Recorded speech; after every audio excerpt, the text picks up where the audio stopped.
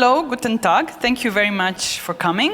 A warm welcome on behalf of Kunsthalle Wien and also Burgtheater, which is our co-organizer for this event. Thank you especially for those who came back after our intensive 6 hours yesterday. We did kind of a longer intro yesterday, so since there are some familiar faces, we are not going to repeat all of that, but just go into some of the most important points.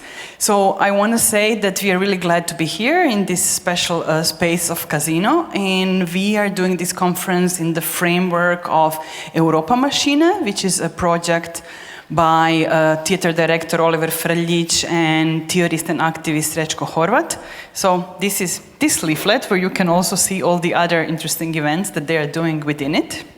And also I want to stress that this conference and this super important subject that have been talked about yesterday and we also continue today are also leading up to our first exhibition in all the spaces of Kunsthalle Wien. This is the second leaflet. It's called Of Bread, Wine, Cars, Security and Peace. It opens on 8th of March, International Women's Day. And we are really hoping that for those who are here with us, you will also understand how important it was for us to have this discussion as something which we hope that it will also influence the perspective from which the exhibition will be looked at. I also have to repeat some thanks because there is really so many people that did so much for having all of us here. So first of all, I want to thank Anna and Kader who not only conceptualized this conference, but they also really worked hard in finding all of our participants and communicating with them and making this such an amazing space of sharp discussion. I also want to thank to all the participants for being here, for the teams of Kunsthalle and Burgtheater, and also, of course, to all of you. In terms of practicalities, just to say that the bar is open, there is also free water for everyone, and the bar will be working during the break and also after the conference for potentially some more informal conversations. And I feel that something that stayed with me a lot yesterday is that what we encountered kind of not, I would say, as a conclusion, but really more as an urgency coming out of the discussions yesterday, was really this need for new forms of knowledge. We are really super grateful to all of our contributors because I feel they are really bringing thoughts and proposals to the table which are helping us kind of grasp that as an urgent mission, and we are really curious and happy to continue with this today. So thank you to everyone, and I guess I just give the word to Anna now. Thanks. Thank you, and again, thank you all for coming, especially the ones that came back. It was a long day yesterday. I'm very happy that you chose to be with us again. And I would like to introduce our first speaker of this afternoon, Felix Stalder, who is a professor of digital culture at the University of the Arts of Zurich, and his work focuses on the intersection of cultural, political, and technological dynamics, in particular on new modes of commons-based production, the control society, copyright, and the transformations of subjectivity.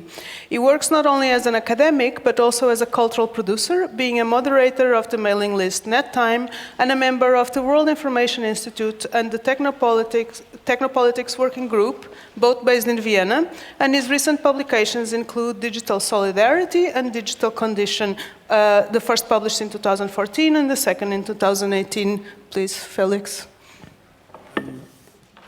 Is this working? Okay. Thank you, Anna. What I'm going to talk about today is the relationship between colonialism, fascism, and digital technology. This is a relatively new field, both in the sense that this particular colonial character of digital infrastructure has only recently become visible. It has so far been most comprehensively been theorized by Nick Couldry and Ulysses Mejias. And to make matters worse, I'm not really a scholar of colonialism either. Rather, I started the research on the interdependence of social and technological dynamics in the early 1990s. Back then, there was a widespread belief that the internet was a decentralizing technology, that it would be possible to create new tools for collective organizing, self-expression, and horizontal participation. This was not a technological determinist view. The European perspective on this issue always defined itself against the libertarian Californian ideology that Florian Kramer mentioned yesterday. But even if it was clear that it was part of a larger political process, there was a clear hope that the new technologies would strengthen those who were fighting against long existing forms of suppression. We were hoping that it would be possible to expand the space outside of capital and outside of the state. And the early experience of things like free software and the digital commons seemed to provide some evidence that this was actually possible. As we all know, it didn't turn out that way. Rather, we have seen a massive expansion of capitalism, variously theorized as informational capitalism, cognitive capitalism, or most recently surveillance capitalism, and some of the worst features of state repression have made a comeback that I would have not expected to appear even here in relatively placate Europe. So where are we now? My proposal is the expansion of capitalism has reached such a degree, both in scope, in depth, and in intensity, that it has not only outstripped its social democratic boundaries of post-war Europe, that was the job of neoliberalism, but it has also outstripped its liberal or even neoliberal boundaries, and it's becoming colonial in character even here in the Western heartland. And I don't mean this metaphorically, I mean this structurally. And the second part of this, my proposition is that the increasing popular appeal, and I speak here only of the popular appeal, not the ideology, not the political program and the actual practice, but the popular appeal of the extreme right can be understood as a reaction to this increasingly colonial character of the capitalist system, also here. So let me unpack that a little bit, what I mean by colonialism. All right, it works. As I said, I mean this kind of structurally. So colonialism is a comprehensive system that has a lot of interlocking dimension, economic one, governance, technological, legal, and ideological dimensions.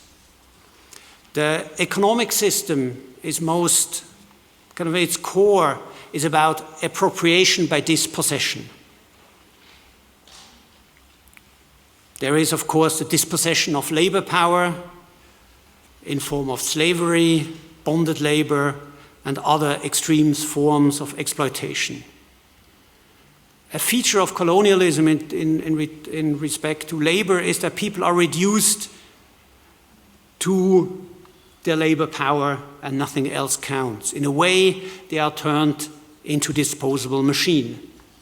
Then, of course, there's the appropriation by dispossession of land, of the resources on the land and under the land, and not surprisingly, a key feature of this system is the extreme transfer of wealth into the hands of the colonial elites. As a system of governance, at its core, it treats people like things. That's okay. Aimé César's famous equation was colonization equals thingification. Subjects are denied the and they are ruled by the imposition of categories that have no regard to the self-description of the people on which these categories are imposed. And there's an imposition of rules and decision-making that is neither explained to the subject nor can it be appealed to them. As a technological system, colonial system is characterized by infrastructures that reorganize the land for maximal value extraction. This is the port system, the roads, the railways, and the telegraph were all laid over the colonized territories precisely to bring resources onto the world market. And there are organizational methods to increase the production at the expense of labor and the environment, most famously in the plantations and the mines and so on. Then there is a legal system, a legal dimension, that consists of the imposition of arbitrary rules and contracts. The most famous, or one of the most famous of these arbitrary rules and contracts is the Spanish requirement of 1513. This is a 907 words long document that was read out to indigenous people who did not speak Spanish to inform them of their submission to the Pope and the King and to justify the crushing of any resistance in the name of God. As the text stressed, the acceptance of these submissions was, and I quote, of their own free will, though by failing to do so, it was made clear, and I quote again, the death and losses which shall accrue from this are your own fault.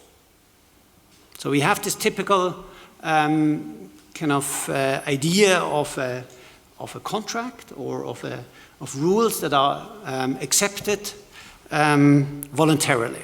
I'll come back to that later.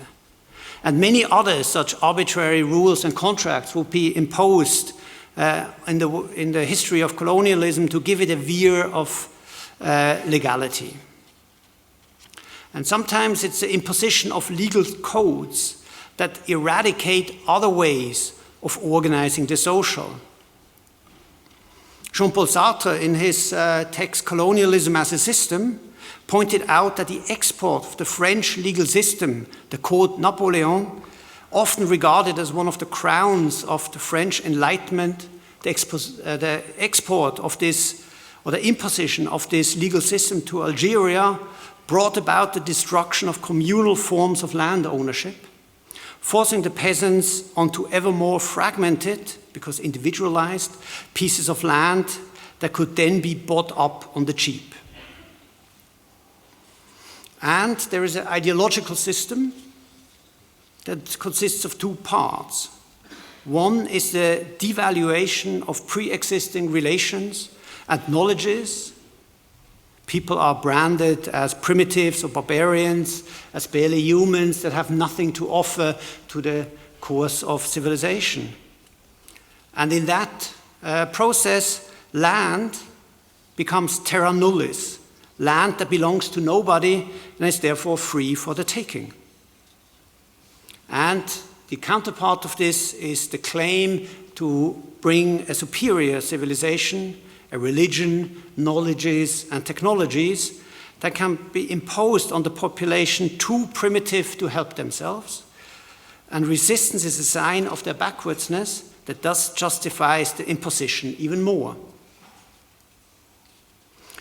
These are key dimensions of colonialism, many of which have continued to shape the world even after the formal period of decolonization. So digital colonialism, the system that is currently being created, is layered on top of that. In many ways, it strengthens the power relation that endured coloniality. Just take a look at the map that quite a few of you will know of the underwater cables that transfer 99% of today's internet traffic. I have to check. Yeah, okay. It closely follows the trade routes, which themselves follow colonial routes. If you look more closely to, let's say, India, you see that the two main landing points of the international connectivity are in Mumbai on the west and in Chennai on the east, two port cities established by the Portuguese in the 16th century. Sometimes this is also really overt in the attitudes of the leading protagonists in the US. For example, Mark Andreessen, a prominent venture capitalist and a member of the board of Facebook, wrote in reaction to India's rejecting Facebook's poisoned offer of free internet access, which was branded as a form of digital colonialism. He wrote, "Anti-colonialism has been economically catastrophic for India for decades. So the Indians, once again, would be better off if they were subjected to colonial rule. And here we have a new version of the white man's burden." What interests me here, though, is something else.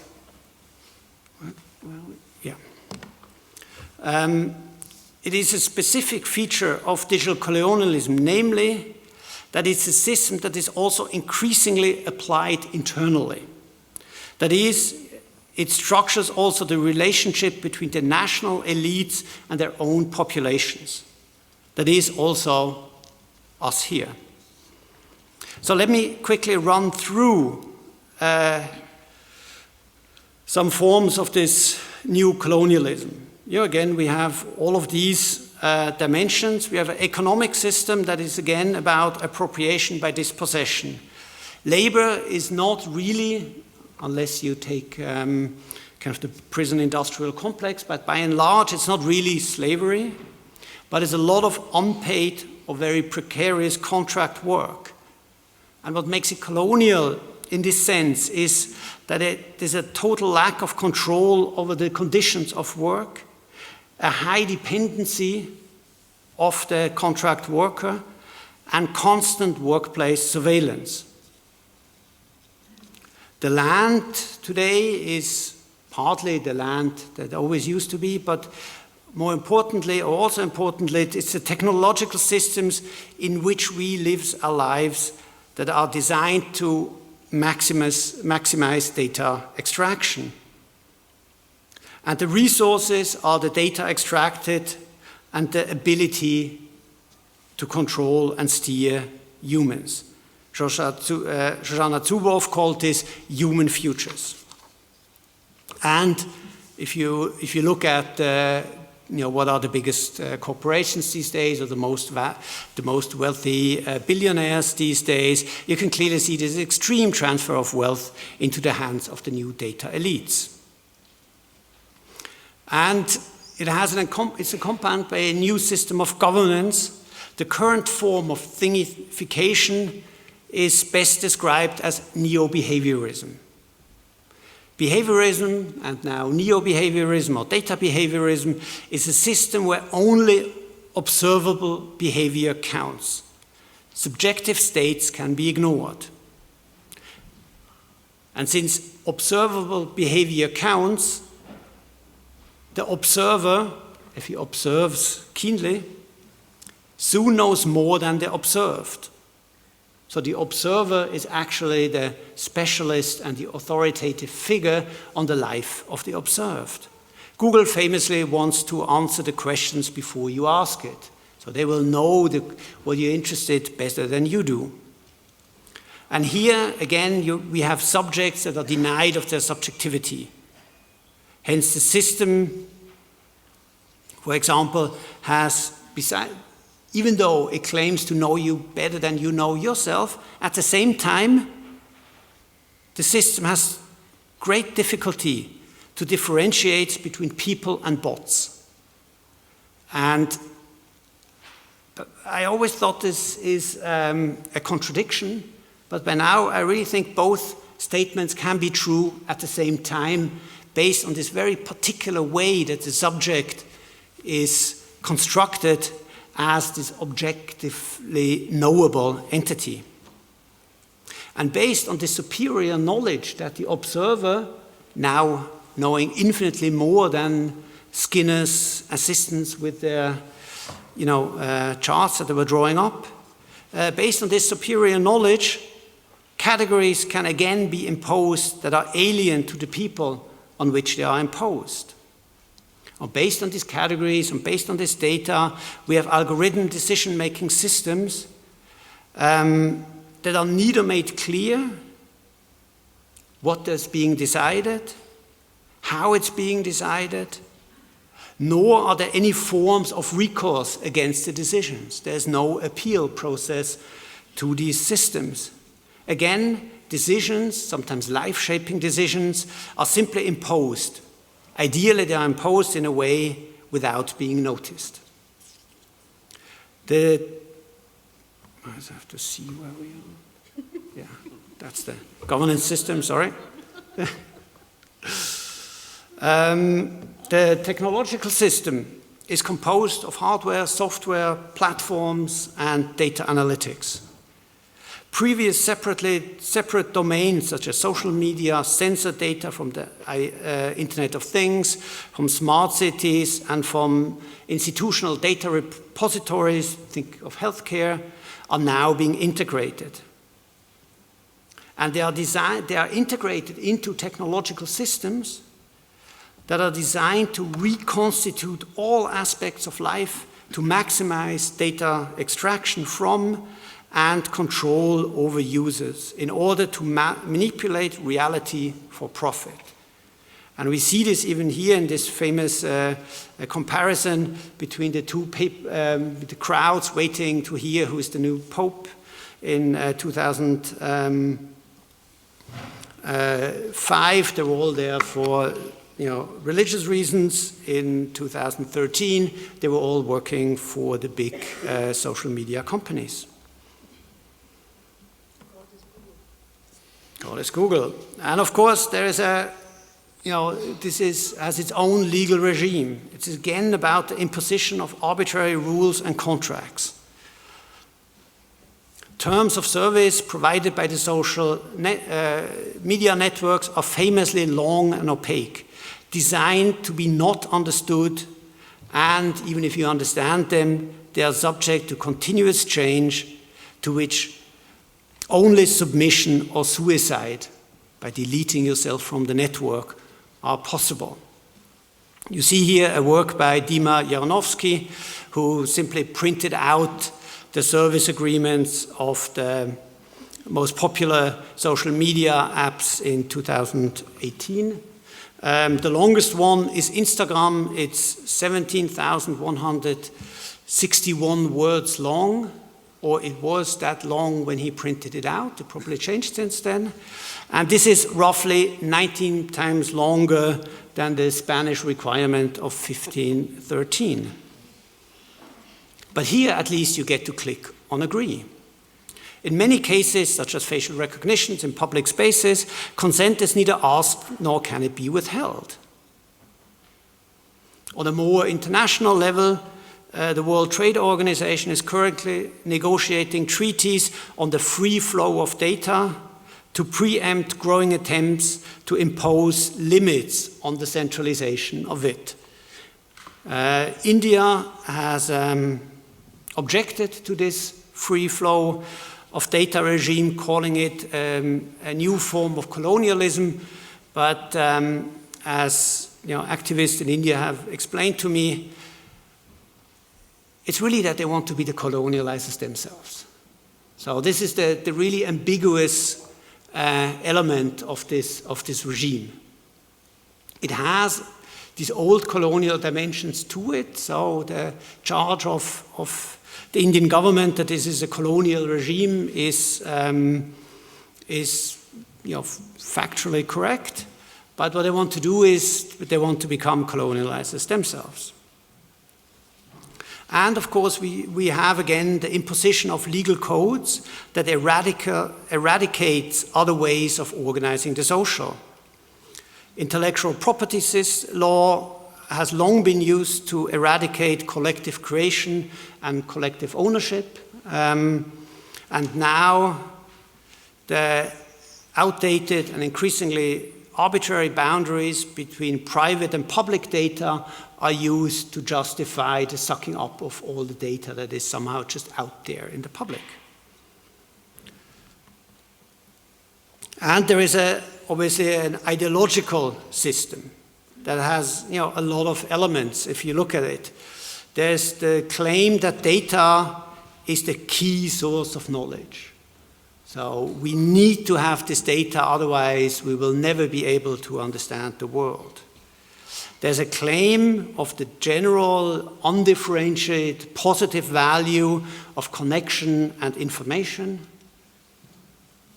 There is the valuing of sharing, which means pushing, among other things, but in this particular context of this colonialism, it means pushing things from the private to the public so that it can be collected and gathered. Then there are claims of efficiency. There's no process that cannot be made more efficient by the application of digital technologies and data analysis. And there is increasingly claims of a biological difference between the new data elite and the rest of the population. That has many dimensions to it. Again, there's on the one hand a return of kind of scientific racism through genetics.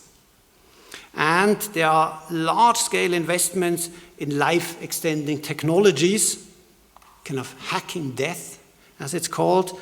At the same time, when there's a growing concern about whether there's not an overpopulation on the planet, so you can see here's a bifurcation, at least in the imaginary, between people who are supposed to live forever and people who are supposed to die rather sooner than later.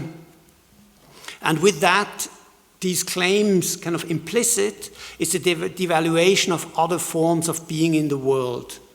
A devaluation as backwards, technophobic, inefficient, and this includes notions of freedom and democracy, which are central to freedom and autonomy, which are central to democracy.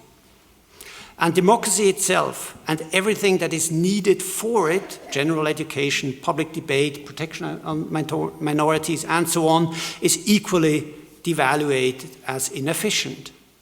Only the most behaviorist and quantitative aspect of democracy is observed, getting people to make their cross at a specific spot by any means necessary. The effect of the internal application of this colonialist regime is, on a political level, a general undermining of even the limited forms of democracy that the most privileged societies enjoyed. The social effects are highly varied because there are all kinds of implicit and explicit discriminatory categories included in the automated decision-making. All the biases that are in the data, that are in the way that the problems are framed, that are in the way that kind of the engineers imagine the world to be, are now being made intransparent and unquestionable. So the most vulnerable will be hurt the most. Of course, it is difficult to draw direct historical parallels to processes of such enormous violence and destructiveness as colonialism.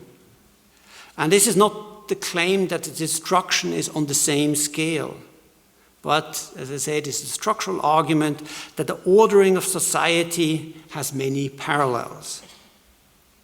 But if we take the increasingly acute resource limitations, we might well end up in a situation where this regime, opaque, biased, and unquestionable, will be used to organize the question of who is allowed to continue to overconsume as usual, who will be forced onto a sharply lower resource regime, and who will be regarded as an unnecessary drag on the system.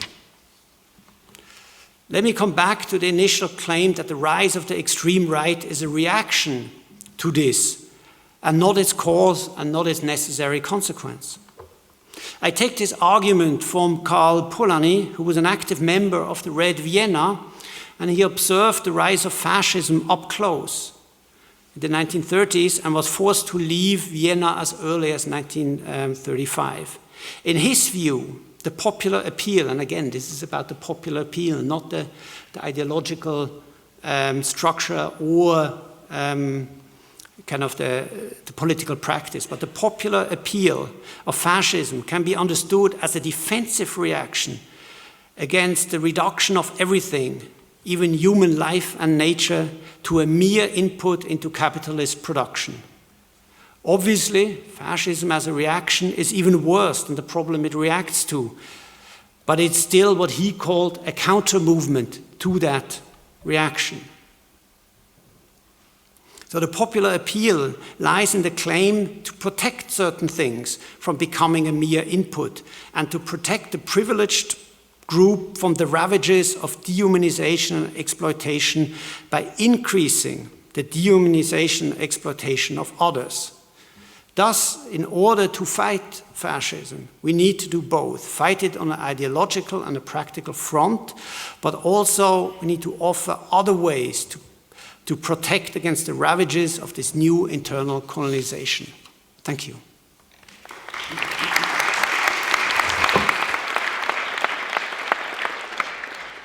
Thank you, Felix. I will now introduce our first speaker of the first panel, David Golumbia. David is an associate professor of the Department of English and the MathX Media Art and Text PhD program at Virginia Commonwealth University, and is the author of the Digital Studies and Theory blog on computing, as well as books including The Cultural Logic of Computation, published by Harvard University Press in 2009, and The Politics of Bitcoin Software as Right-Wing Extremism, published by University of Minnesota Press in 2016. His writings reflect on digital culture along with other topics in contemporary cultural, media, and literary studies. Welcome, David.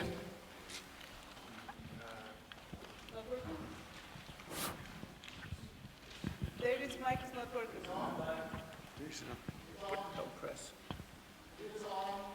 Hello? Oh, it is. Thank you.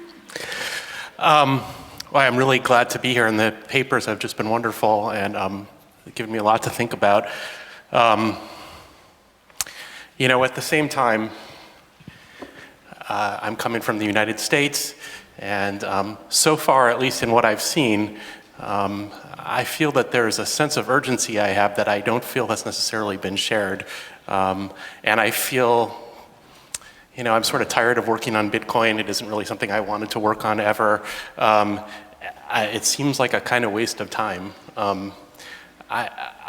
I am one of maybe a small group of people who, first of all, have been thinking about how the digital was leading toward fascism for decades and have just been attacked for it over and over again, and attacked for it even now. Even the other day, one of the major digital evangelist, Jeff Jarvis, was attacking anybody who claimed that we should worry about how the digital is contributing to fascism, which I just find, because the digital is actually creating democracy in Jarvis's view. Of course, Jarvis, you just mentioned Google as God, right? Jarvis has a book called What Would Google Do?, which is deliberately positioning Google as God. And of course, Jarvis is paid by these people. And, you know, the idea that the digital leads to fascism, I think, should be something that we should have accepted 10 years ago at the latest. Now we have it, right? We have fascism, and I think we have months, not years, to fight it, and I also don't have any way of fighting it that I have been able, because fascism is now distributed, it's horizontal, it is all the things that we were told were values of the digital that were positive, but really when you start to dig into it, they were right-wing values. Decentralization, you know, you look at the history of these words, they come out of Hayek, right? They come out of the far right. They meant destroy the state, destroy democracy.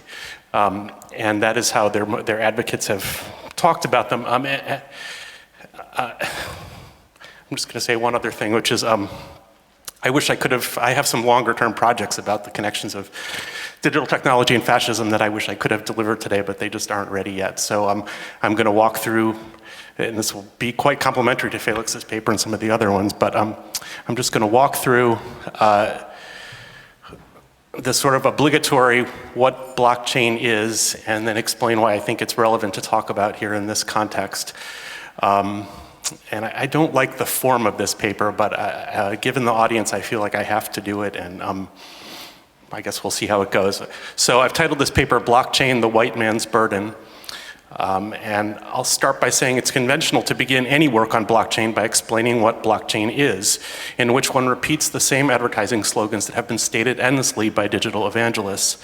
There is every reason to wonder about the functions of this rhetorical form, and I'm going to try to keep this as brief as possible, and to focus in particular on facts that the sloganeers rarely include in their catechisms. A blockchain is a software model used to track the storage of data, not itself directly located on the blockchain.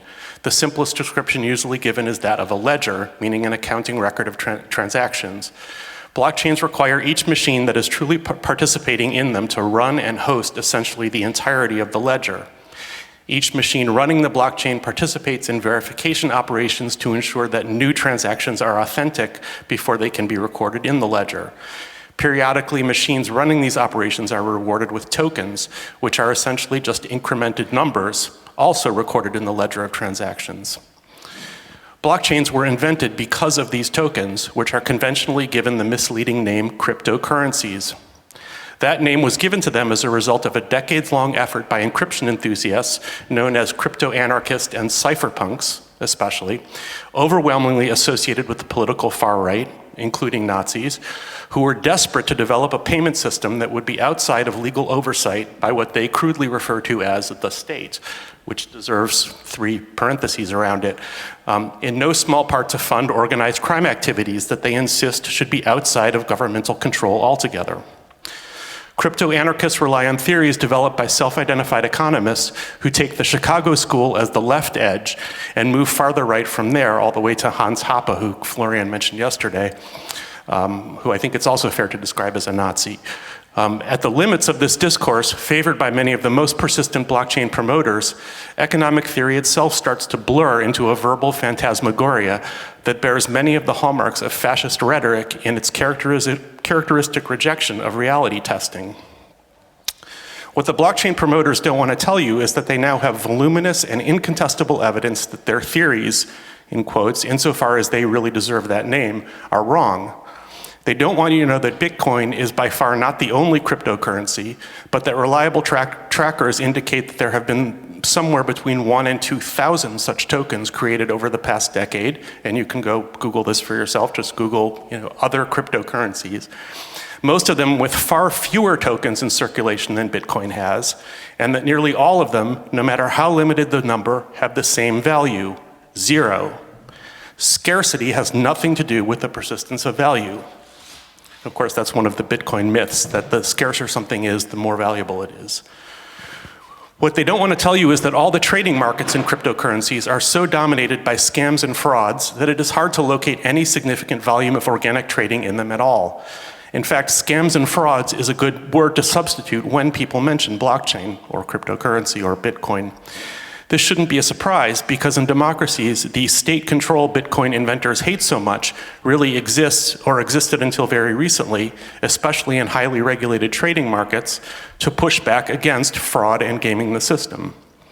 Bitcoin helps to prove that when you eliminate democratic oversight, fraud rushes in, especially when most economic transactions are still conducted by actors who have reason to value the adherence to rules that regulated systems supply.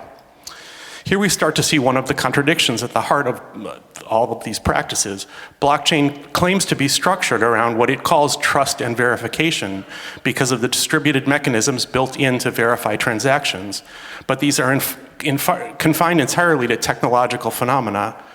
Once blockchain systems interact with the world outside of the blockchain itself, which is coyly known in the blockchain universe as the oracle problem and is in most cases unsolvable, they become riddled with fraud.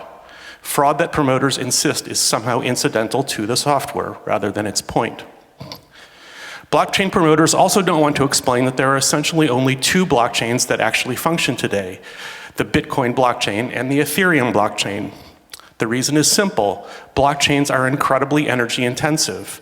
Indeed, it's reasonable to argue, as blockchain critics like David Gerard do, that the whole point of the blockchain architecture is to waste as much energy as possible to authenticate transactions, to make it extremely costly for another actor to try to fool the system. For this reason, the system needs to incentivize people to run it, and most of the independent blockchains produce tokens that nobody wants or cares about, or that can very easily be traded for Bitcoin or Ethereum tokens. So there's despite the fact that there are thousands of tokens, they mostly exist on these two blockchains, or else on very small, non-public blockchains that have their own big problems. Blockchain promoters want to tell you that Ethereum is different from Bitcoin because the Ethereum software comes with a pseudo-programming language that enables a kind of transaction promoters call a smart contract. They call it that, but they don't want you to know that a smart contract has very little in common with a regular contract and is in fact so useless that very few of them have ever been used for anything relevant to any ordinary person. In fact, one of the only reasons Ethereum still exists is that the system spits out tokens that have at times been the objects of intense financial speculation, but that are no less conditioned by fraud than the rest of the cryptocurrency universe. Ethereum enables people to use the so-called smart contract feature to set up what looks something like corporations, or what they call in their overblown rhetoric, decentralized autonomous organizations, which might just be another word for corporation if you think about it, which come with spin-off cryptocurrencies that investors are encouraged to buy. Maybe some of you have heard of this. These were for a while called initial coin offerings, or ICOs, a name that's modeled after initial public offerings, or IPOs. Unlike IPOs, however, the purchaser of an ICO was granted no ownership stake whatsoever in the underlying company, in quotes. Instead, they were offered a pure speculative bet on the value of the token, which might or might not be correlated with the company's success, the way the price of the shares of a stock of an IPO are supposed to be. Not that they necessarily are. If a company had a real business plan with some hope of paying a return on its investment, then it might well work through the more cumbersome processes of venture capital and maybe eventually taking its stock public. If a company wanted to grant ownership stakes via tokens, and this is one of the places where the fraud is just amazing, if a company wanted to grant ownership stakes via tokens, it would be offering an IPO, and thus would be subject in the US and Europe to laws that the whole point of blockchain is to bypass. So companies that chose the ICO route were, unsurprisingly, nearly all frauds. Nearly all ICOs collapsed almost instantly, and nearly all are today under investigation or have been assessed criminal penalties. The Bitcoin blockchain, the Ethereum blockchain, and the cryptocurrencies produced by them still exist, but in every way, the whole cryptocurrency project seems to be waning. This is partly due to the retrenchment of Bitcoin's trading price and the subsequent exposure by the financial press that cryptocurrency trading recreates all of the phenomena that modern financial markets were designed to prohibit. Coordinated fraudulent trading, massive hoarding by single actors who pretend to be multiple entities, actual fraudulent tokens, a financial press that is dominated by market participants who fail to disclose their direct interest in the commodities they trade, and more. The energy wasted by blockchains is significant enough that countries are starting to limit the amount of power used by these systems. The whole thing appears to be a house of cards, and regulators the world over are starting to catch on and to put enough pressure on the scam-filled trading markets that, among many other factors, most ordinary people now know that Bitcoin is too inherently volatile and too unanchored to anything but its own power consumption for rational people to use as an investment. Now I'm starting to get to the less introductory part. This has led blockchain promoters to somewhat desperate measures. In part, they build on existing themes that I haven't had a chance to talk about yet. One of the most prominent and also most troubling features of blockchain discourse is the remarkable emphasis its promoters place on the technology being good for us. Blockchain for social good, in quotation marks, is a remarkably widespread formation. You can Google that as well. This advertisement subtly puts the cart before the horse. Even as it seems to be finding good uses for blockchain, it tacitly assumes that blockchain is an inherent good or has inherently good properties, and then projects these properties out into a situation that blockchain promoters depict as bad. As with so many projects involving what Evgeny Morozov rightly calls technological solutionism, these initiatives almost never entail actual knowledge of, let alone expertise in, the conditions that the promoters say are bad. Rather, they take up old, hackneyed, and typically disproven stereotypes of the way the world is, especially the parts of the world that the typically well-off, if not wealthy, technological solutionists think the world is, or should be. just as a side note, Felix before put up this very famous tweet by Mark Andreessen where he talked about how anti-colonialism was terrible for the economics of India. And Andreessen has a partner, Balaji Srinivasan, who is one of the most vocal advocates of blockchain, and insists that blockchain exists to help the poor people who he claims to be part of, even though he is himself a wealthy California, very interesting person. But Andreessen actually backed off that when people protested, right? Srinivasan went and wrote more and more tweets about how terrible anti-colonialism is for India and how he has a right to say it because he in some sense has Indian heritage. And the fact that he is at the top of one of the leading venture capital firms in the country is just amazing to me because Andreessen at least invests in real companies. Srinivasan is remarkable for his sole interest in fraud. And if you care about these topics, you might check Srinivasan's Twitter account, because if you've ever spoken critically about technology, you've probably been proactively blocked by Srinivasan because he does not want to hear what critics have to say. Because blockchain is essentially garbage, and part of this has been taken from a paper called Libra is garbage, and so is blockchain, so is cryptocurrency.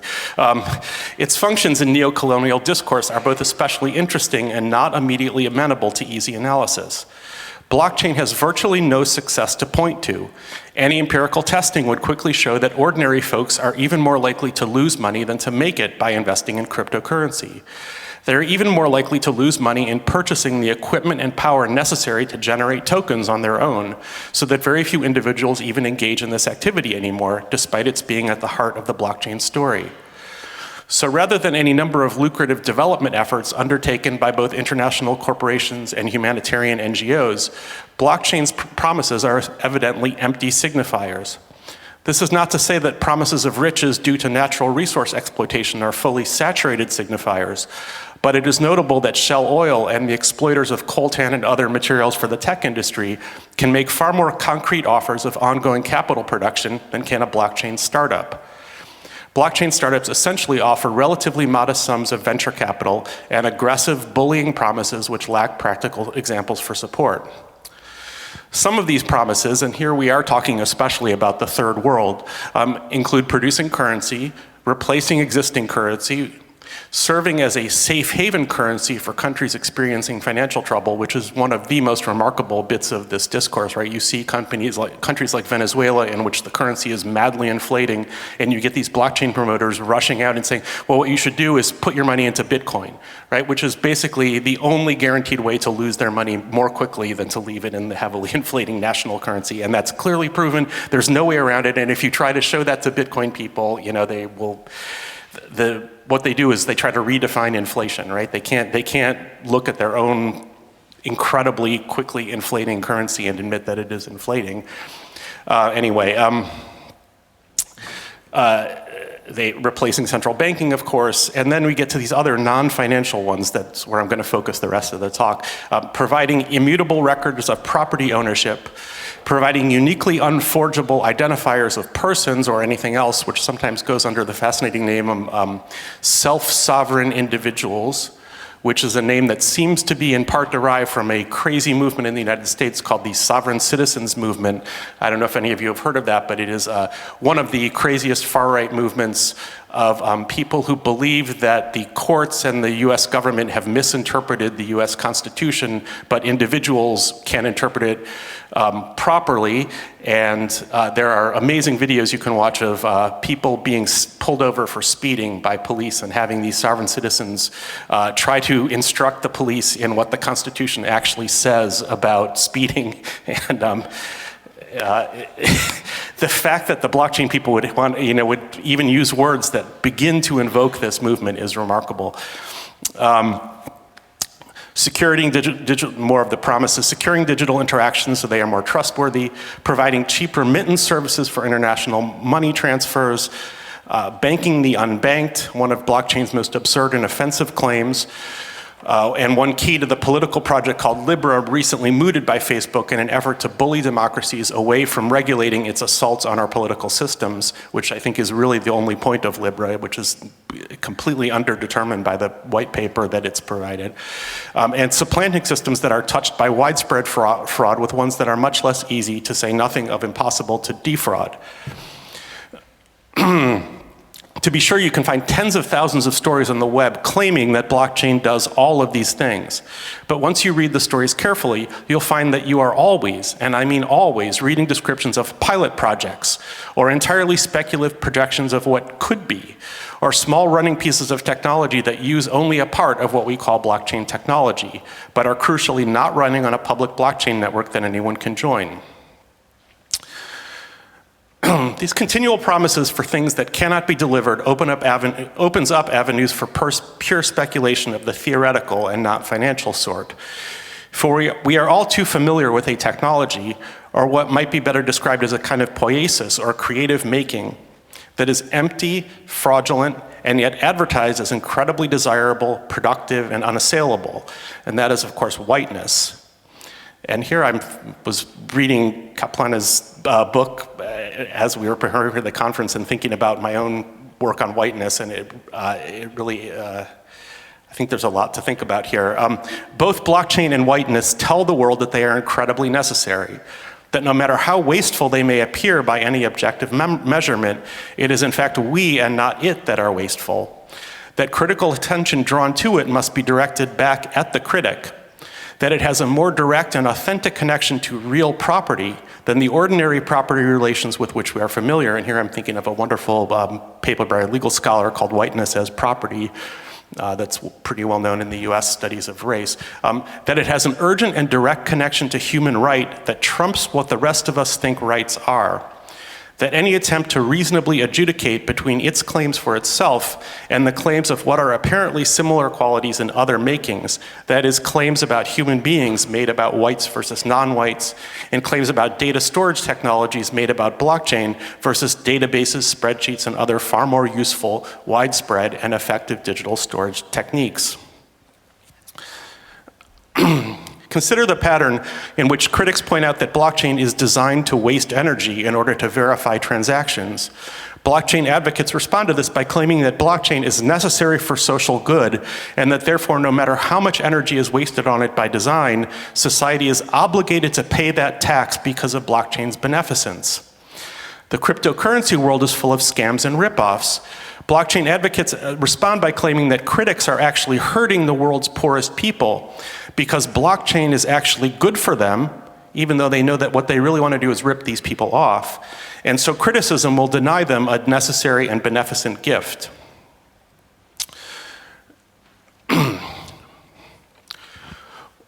One of the more disturbing parts of recent blockchain advocacy is the offshoring of blockchain activity to countries that have been chosen precisely because of their inability to conduct proper oversight of financial transactions. Probably the best known of these is the one in Puerto Rico, about which the academic Gillian Crandall writes. 2 months after Hurricane Maria, Brock Pierce, widely acknowledged as the spearhead of the Portopians, which is what the people called themselves, said, "I'm working on building kind of a city. I'm moving there with a bunch of my friends." He believes their aims are altruistic. Pierce says, when you experience great loss, it creates an opportunity to upgrade because you've basically lost everything, so you have to start over. And when you start over from scratch, you would do it very differently than if you have this big thing that has been building on top of itself for ages and ages. Although Pierce and his supporters see Puerto Rico as a blank slate, Puerto Rico is not starting over from scratch. The big thing that has been building on top of itself is serial colonialism, which has dominated the archipelago for over 500 years, first from the Spanish, then from the United States, and perhaps now with crypto-colonialism. That was all from Crandall's essay. While Pierce claims his motives are altruistic, when Puerto Ricans turned out to protest these efforts, in no small part because Puerto Rico was and remains desperate for energy, and blockchain projects, as we've seen, waste huge amounts of it, Pierce and other promoters dismissed these protests as based on misunderstandings of the good they were intending for the hapless residents. Crandall quotes another of the so-called Portopians, "This isn't about going down there to make money, Although that's always a primary focus to establishing a foundation and keeping things going for the long term, it's more so about the spreading of a new religion. The religion of peace, of economy, of all things that are beauty and all things that we want for this world. It isn't merely that these projects are misguided and ignorant reiterations of colonial gestures. They are also larded with the libertarian lust for self-interest disguised by vague altruism that characterizes the whole cryptocurrency discourse. While the blockchain startups Pierce and others advocate for seem intended to poach resources from Puerto Ricans in fairly straightforward fashion, they go hand in hand with a possibly more nefarious form of scam, in which the promise of economic progress is coupled to a demand that the already limited ability of the developing country to regulate fraudulent economic activity be relaxed entirely. Thus, Crandall goes on, other crypto proponents have found a way to form a right libertarian enclave via the Security Token Offering, STO. The STO combines typical venture capital with cryptocurrency to create a tokenized venture capital fund tied to real assets, such as ownership rights in a new company or real estate. In true crypto style, their sought-after properties, including key pieces of real estate, a headquarters, office buildings, apartments, are distributed throughout Old San Juan to extract rent and do business. Blockchains at times act as gated platforms for payment, accounting, and exchange. Although there are no physical walls gating the crypto utopia in San Juan, there are digital walls and gates that keep anyone out unless they are high net worth accredited investors and on the inside in the blockchain space. This is similar to the process of redlining and gatekeeping loans and mortgages, yet different because the STO does not require the intentional coordination of banks and governments. Rather, investors can do it via exclusive digital frameworks. Yet these schemes exist because blockchain promoters have taken advantage of a loophole in Puerto Rico's economic development laws that are supposed to offer tax incentives for new residents and businesses coming in from outside of Puerto Rico. In other words, Puertopians are being paid by the Puerto Rican government to run businesses and conduct transactions that are at best understood as entirely fraudulent. This scenario is being replicated elsewhere in the world. In New Zealand, Papua New Guinea, and Fiji, to name just some of the better documented examples, blockchain promoters have demanded governments create special economic zones for their activities. Of course, these already exist as a part of the neoliberal world order, and they are often deeply exploitative. But a blockchain special economic zone is a special thing indeed, for it functions as a kind of tax and regulatory haven to bypass scrutiny of transactions that are largely being conducted elsewhere. Think of it as a bit like offshore gaming, with the added benefit that it is not even regulated as such, and is not advertised as a recognized entertainment industry, but as an ethical and economic boon to the very people whose own assets are being stripped by the activity. One of the main proponents of these special economic zones is a man named Tim Draper, a major Silicon Valley venture capitalist who owns huge amounts of Bitcoin, while predicting that its price will explode in value very soon, in just the sort of speculation that he is constrained from making in quite such naked form with regard to ordinary trading instruments.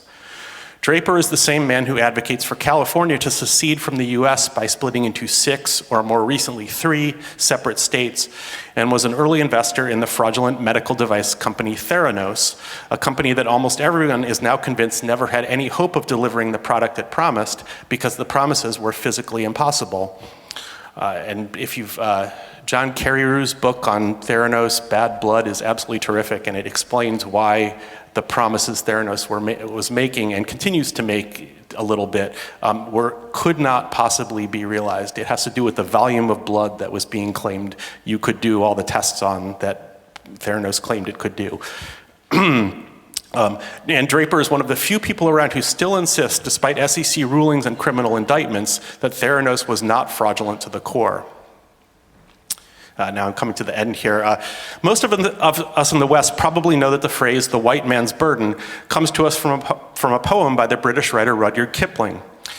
Kipling spent much of his life living in and other parts writing about India, and this may lead those of us less familiar with the literary background to presume that the poem is about the duty of the British to colonize and educate Indians. While this probably does form some of the background of the poem, its subtitle reveals a different focus. The full title is The White Man's Burden, the United States and the Philippine Islands.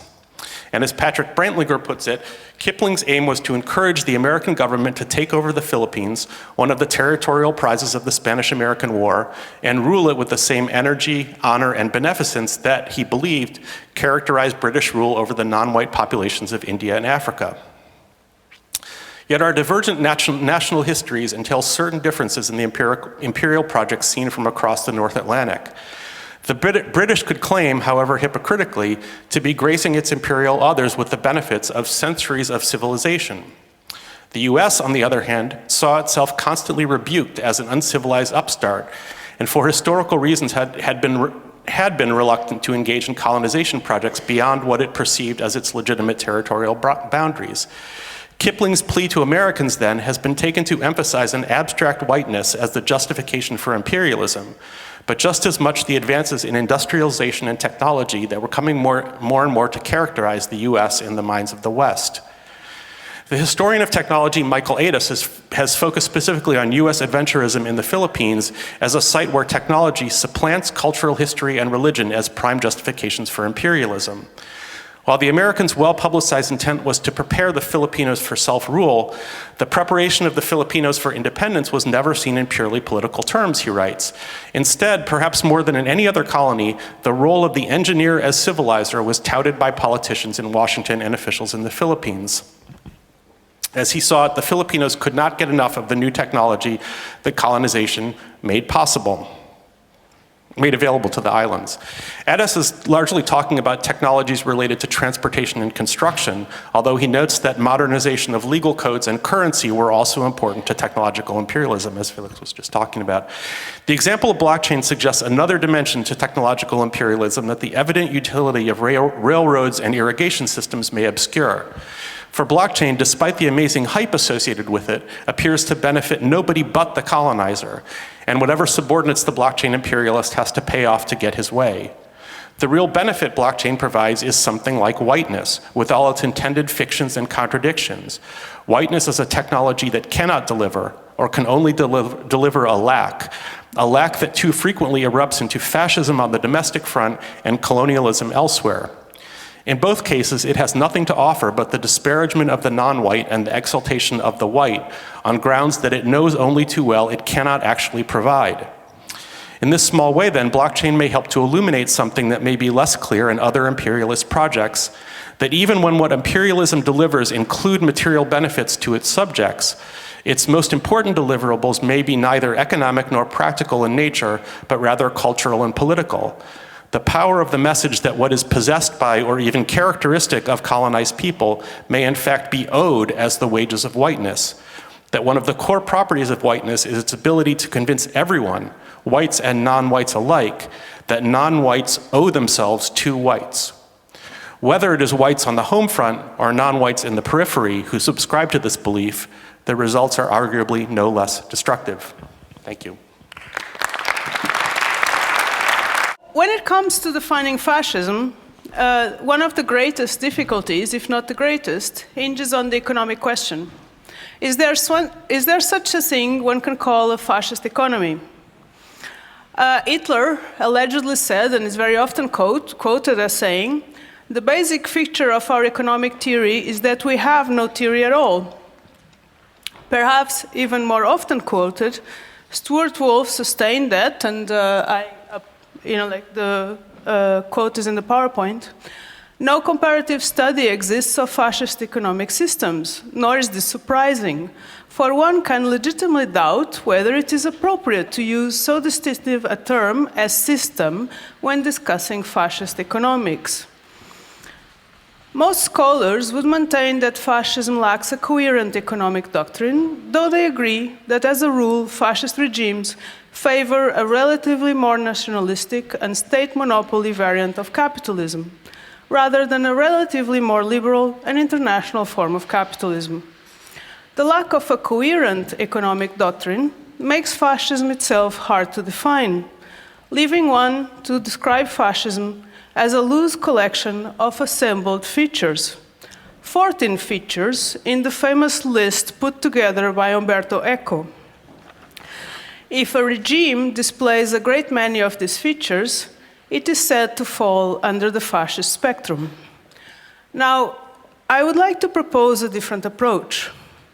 I would like to consider the economy not as an autonomous sphere, but as the fundament of collective life. And I would like to consider capital from the perspective of Shimson Bichler and Jonathan Nitzan, who argue that capital is not a simple economic entity, but a symbolic quantification of power, whose logic is inherently differential. There is no such thing as economic power, nor is there political power that can somehow distort the economy. Instead, and here I'm paraphrasing Bichler and Nitzan, all social institutions and agents, from race and gender to ideology and culture, organized violence, religion, law, international conflicts, labor relations, manufacturing techniques, and financial organisms, hinge on the differential level and volatility of earnings. From this perspective, we cannot discern economic exploitation from political oppression, and we can perhaps then rid ourselves of the mendacious semantic distinction between migrants and refugees that doesn't acknowledge that economic violence is violence. Instead, there is a dialectic entanglement of capital accumulation and social formation through which power can be accumulated as capital. Fascist economies might not cohere in terms of strict economic policy, but they do cohere biopolitically. And I would like to suggest that their defining feature is autarky. Please allow me to illustrate this thought with an image. Can we have the second slide, please? Thank you. This was a very, what's this? Oh, thanks. Thank you. Yeah, maybe I should have like one of the table mic, well, never mind. Because you cannot play, if you hold the mic, you cannot play with the image, right?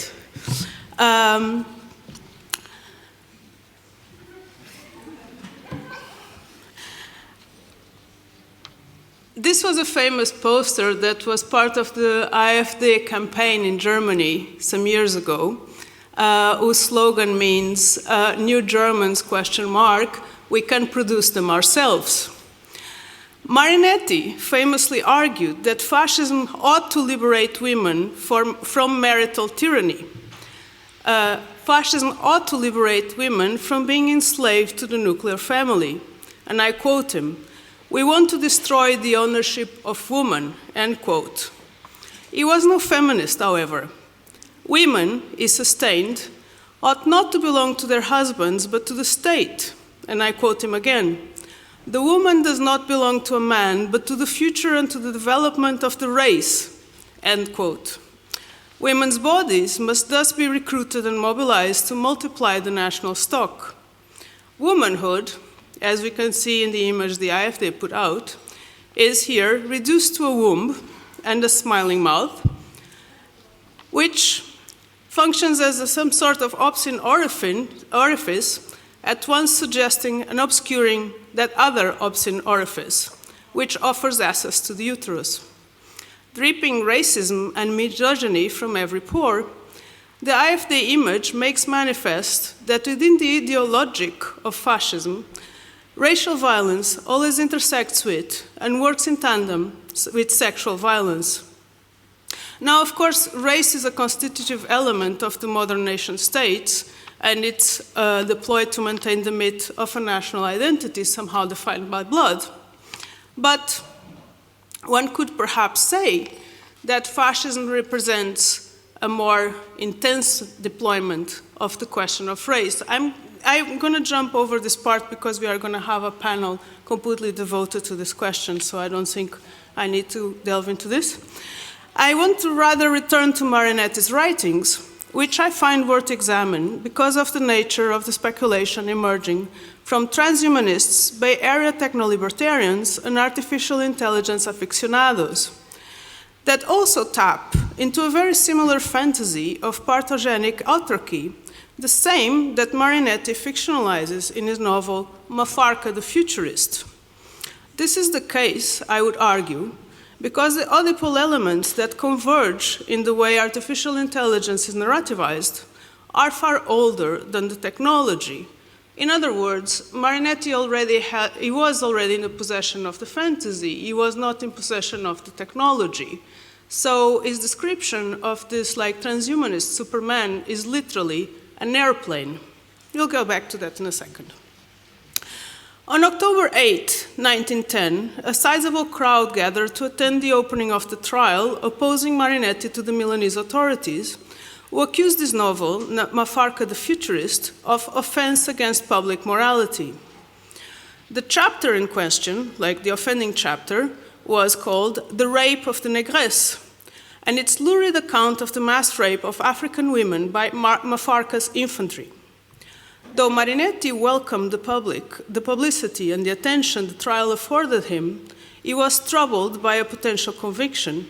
He was upset by being mistaken for a pornographer and having his artistic ambitions debased by the charge of obscenity.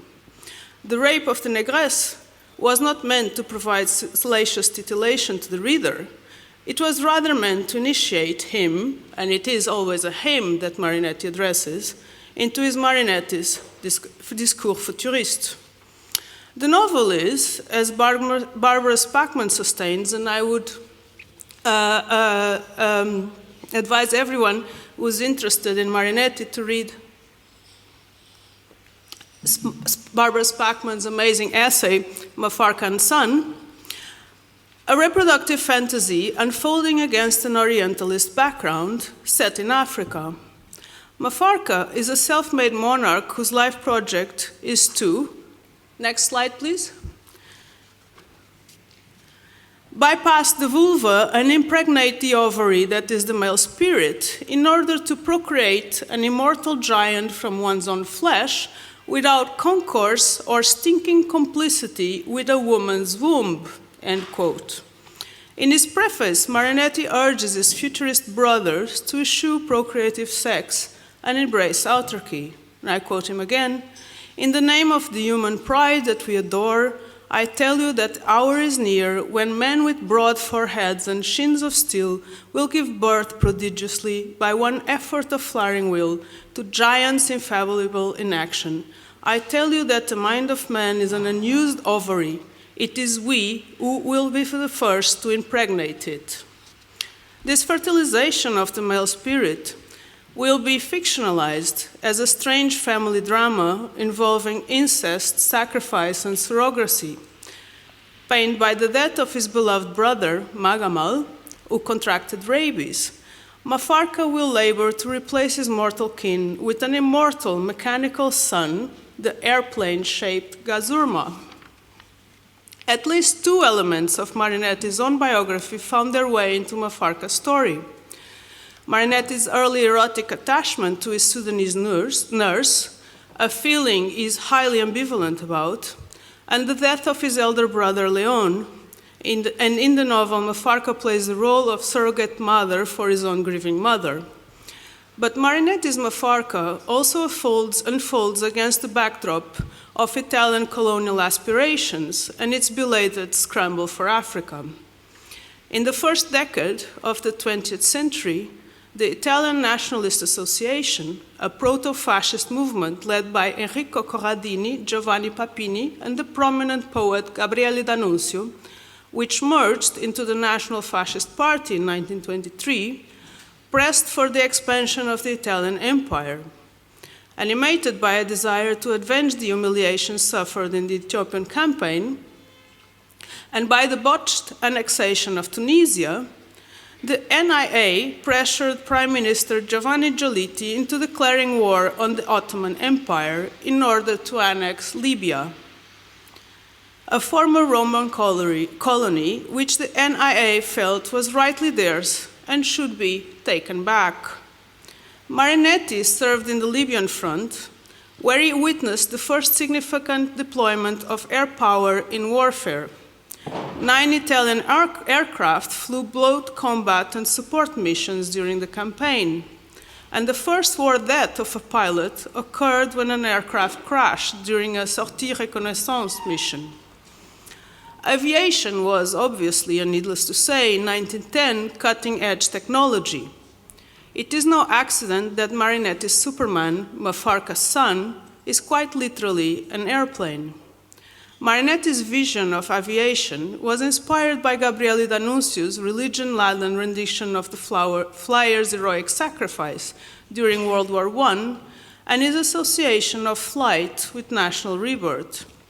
As Carol Dieter notes in her introduction to the novel's translation, aerial flight was aesthetically and technically important for the futurists because the aerial perspective afforded a new way of seeing, a view from above, which makes one feel detached from, but also superior to, the folk below. As follows, flight is used as a metaphor for all that Marinetti wants to encode as high or elevated, like form, man, or future, in contradistinctions to that which he sees as base and degraded, like women, matter, Africa, and the past. The economic correlate of parthenogenesis is, as Barbara Spackman notes, autarky, an age-old fantasy whose genealogy can be traced back to early classical sources, namely to Jason's desire for self-sufficiency in a world without women, as well as to the coextensive opposition between matter and spirit. This opposition has a not-so-hidden gender dimension, which is, in turn, tied to a conceptualization of conception in which, and I quote Spackman, woman supplies matter and man supplies form. Jean-Joseph Gou argues that, and I quote him, the reign of the formal cause is a materialistic mode of reproduction, an homogeneration. It is form creating form.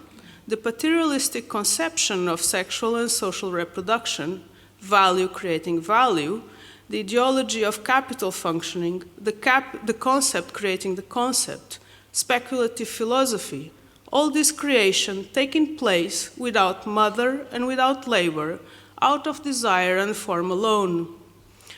The sexual and the economic are, as Spackman notes, by virtue of necessity implicated in the fantasy of male autarky, a fantasy in which the notions of idea, father, and capital converge. In acting out this fantasy, however, and here I'm also mostly paraphrasing Spackman, Mafarka risks getting trapped in the double bind that results from eliminating women from an homosocial economy. Since the prescription of homosocial behavior sits uncomfortably with the proscription of homosexual behavior.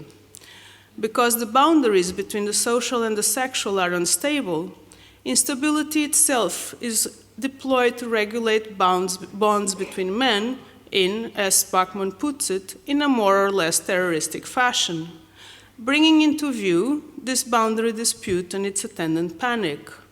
The narrative breaks down when Marinetti is confronted with the thorny question of how can a man remain heterosexual when he has no sexual relations with women. A phallocentric economy breaks down when the penis is hoarded, much like a market economy breaks down when money is hoarded. For like money, whose value paradoxically diminishes when it's stockpiled, its value does not augment but rather diminishes when removed from circulation. Wealth, and I quote Spackman, is dependent upon exchange so that what appears to be in hoarding an increase in wealth is in fact its decrease. The notion of hoarding is foundational to the fantasy of male autarky in the novel, for its purpose is to hoard the penis, multiply the stores of virility by drawing it from the economy of the exchange of women. But wealth is in the novel's economic logic is synonymous with virility, hence the paradox. How can virility assert its potency once women are no longer exchanged? According to Spackman, this is the moment when another economy must be envisioned, but for Marinetti, another economy can only be imagined as the decrease of phallic power. Now, literary merit, or lack thereof, and in my personal opinion, there is very little literary merit to this novel, this libidinal breakdown has a political correlate. Autarky, as a national policy of economic self-sufficiency without recourse to international trade is an economy of no exchange. Paradoxically, but perhaps unsurprisingly, its self-sufficiency is predicated on plunder and pillage. From this perspective, the novel's gender and racial dimensions start to acquire an economic significance. An economy of no exchange is in fact an economy of uneven exchange. As follows, and per the logic of the novel, feminized matter must be always open to rape, be it in the form of women, be it in the form of the elements, or even as the entirety of the planet Earth. That which is gendered female is the constant object of sexual violence. The opposition between male form and female matter also intersects with the opposition between technology, codified as male, and nature, codified as female. In geopolitical terms, this opposition expresses itself as a colonial fantasy. Africa, as the bearer of raw materials whose riches must be rendered pliable to European plunder. The novel's insistence in describing the bodies of the abused women in terms of colonial goods, to the point of conflating the one with the other, is not a simple rhetoric effect. It is an assimilation of the racialized female to the exotic imports of vanilla, sugar, bananas, or coffee, so that the possession of the first, as Barbara Spackman notes, becomes the possession of the latter. Within this imperial division of labor, Europe, as the site of industrial, that is, technological transformation, is opposed to Africa as the site of resource extraction. By extension, Europe's potency as an industrial power, as well as the very potency of industry, is predicated on its ability to process the resources it extracts from Africa. In the rhetoric of Marinetti's novel, this processing rapacity appears as the wanton fantasy of rendering the African body, be it animal, mineral, or vegetable, onto a liquefied mass. In a series of particularly violent metaphors, Marinetti describes the mass rape of the negress as the grinding of olives by the wheel rollers of automated mills or the mechanical actions of a presser or juicer. Can we have the last? I hesitate to read this out loud because I find it so grotesque, so I will just leave it there for a second.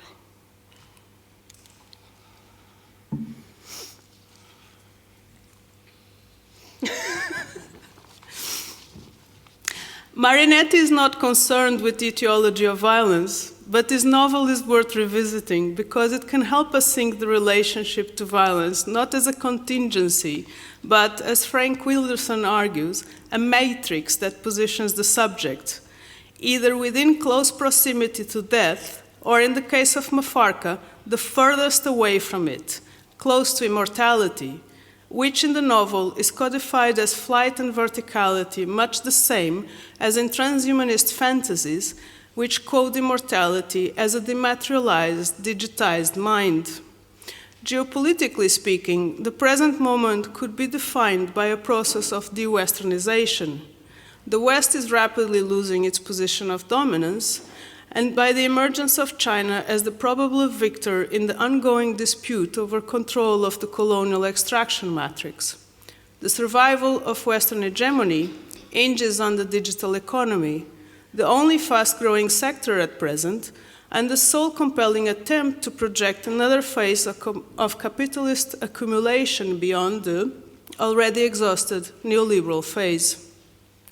But the digital economy also changes the processes through which technology is accumulated as capital, and the resulting class relation is at odds with the social reproduction of the wage relation.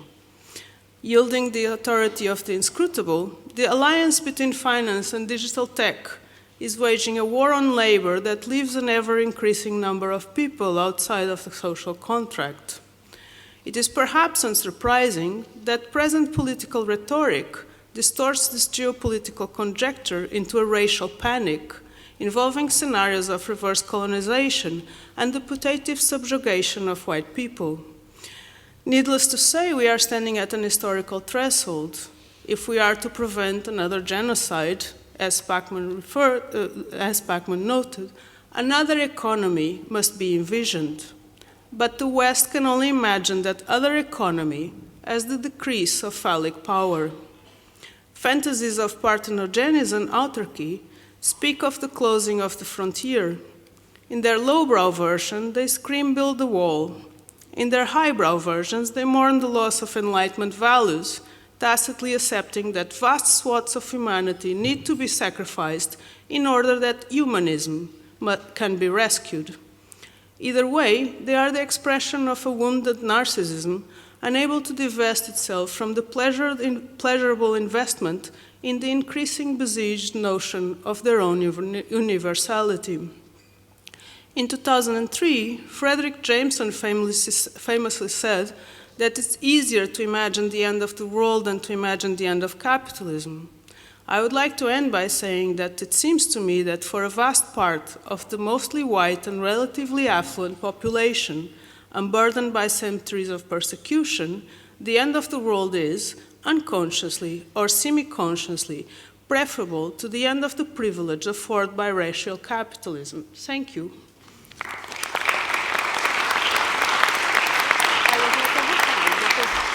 Good. And now, without a break, sorry for that, I will like to introduce our last speaker of this panel, Nitzan Lebovic, who's an associate professor of history and the Apter Chair of Holocaust Studies and Ethical Values at Lehigh University. He received his BA in History and Theory of Literature from the Tel Aviv University and his PhD from UCLA. His first book, titled The Philosophy of Life and Death, Ludwig Klages and the Rise of a Nazi Biopolitics, was published in 2013 and focused on the circle around the Lebensphilosoph and anti-Semitic thinker Ludwig Klages. His second book, Zionism and Melancholy, The Short Life of Israel Zarshi, was published in Hebrew in 2015 and is forthcoming in English soon. Nitzan Lebovic is also the co-editor of The Politics of Nihilism, published in 2014, and Catastrophe, A History and Theory of an Operative Concept, also published in 2014, and of special issues of Rethinking History, Nihilism, I don't know how to read. Zmamin, Religion and Power, and the New German Critique, Political Theology. Welcome, Nitzan.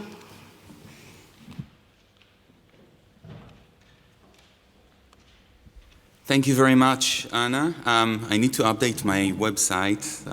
The second book actually did come already in the spring, the Zionism and Melancholy, if anyone has an interest. You know. I wanted to start by thanking Anna and Kader for this kind invitation, and Gerhard, of course, and the team at the Kunsthalle and the Burgtheater. This is one of the more interesting and accommodating conferences I've ever been at. And what I'll do today is follow on the short description Anna gave from the first book about Lebensphilosophie as a discourse that preceded the rise of Nazi, fascist, and then Nazi discourse of life, something that took me deeper into the history and theory of physiognomy, of the archiving of biological images, including the very origin of the concept of biopolitics, which was invented and used for the first time by Karl Haushofer in 1920, and then popularized by the Nazis, for instance, in a magazine called Der Biologe in the 1930s. I'm going to follow that into the contemporary, so talk about the history and then follow that, saying something about the theory, the reception of biological images, biotypology in contemporary biometrics, and I'll explain what I mean in a few minutes. And end up at the very end, if you'll hold up with me, I know it's a long day as well, long panel, with talking specifically about activist work and how I think we can actually translate some of the history and theory we're talking about here into practical work vis-a-vis some of the problems we're coming across here. So, since its initiation in the mid-19th century, biotypology, or as it's known today, biometrics, has been the paradigmatic apparatus of the security state, or a form of white biopolitics, as I call it here. I talk about it here. Let me explain what I mean here by drawing one on the definition and modern history of biometrics, its recent transnational theorization, and finally demonstrate shortly the way it operates in an international setting utilized by the contemporary Israeli state. So let's start. Biometrics is usually characterized, just to make sure that we're on the same terrain here, as the identification of humans by their characteristics or traits, such as the storing of biological data for automatic facial recognition, identification based on fingerprints or DNA, voice recognition, or iris scans. I guess all of us know what that means, right? That has become a part of our daily life here, certainly in the West, but now spreading to around the globe, as I'll show in a minute. The use of computerized recognition systems that translate biological data into metrics and algorithms is becoming common in biometric databases used around the globe, at border crossings, immigration offices, police archives, military command centers, hospitals, banks, schools in the United States now, and increasingly driver license and passports. The proliferation of such systems adds a new component to everyday life, increasing the growing fusion of security, information, and identification systems, or what Deleuze and Guattari call the man-machine assemblage, which has been adopted then by contemporary theoreticians of biometrics. The codification of biological data as a useful paradigm, theoreticians argue, serves the biopolitical creation of a zone of indifference between the internal and the external, the private and the public, justifying and legitimizing itself in the urgent need for a new and total archive that is supposedly unique and absolute, impossible to forge or reproduce. That is at least the rhetoric, much of which we know nowadays is completely incorrect. The history of biometrics, I want to argue here in the context of this conference, is in some ways ideal as a case for our purpose here. It serves to examine contemporary forms of nationalism, colonialism, policing, fascism, and the control society. It is inherently connected, as I'll show in a minute, to the historical roots of racialization, criminalization, and the apparatus of the state when it actually traces and excludes minorities or dissenters, political dissent.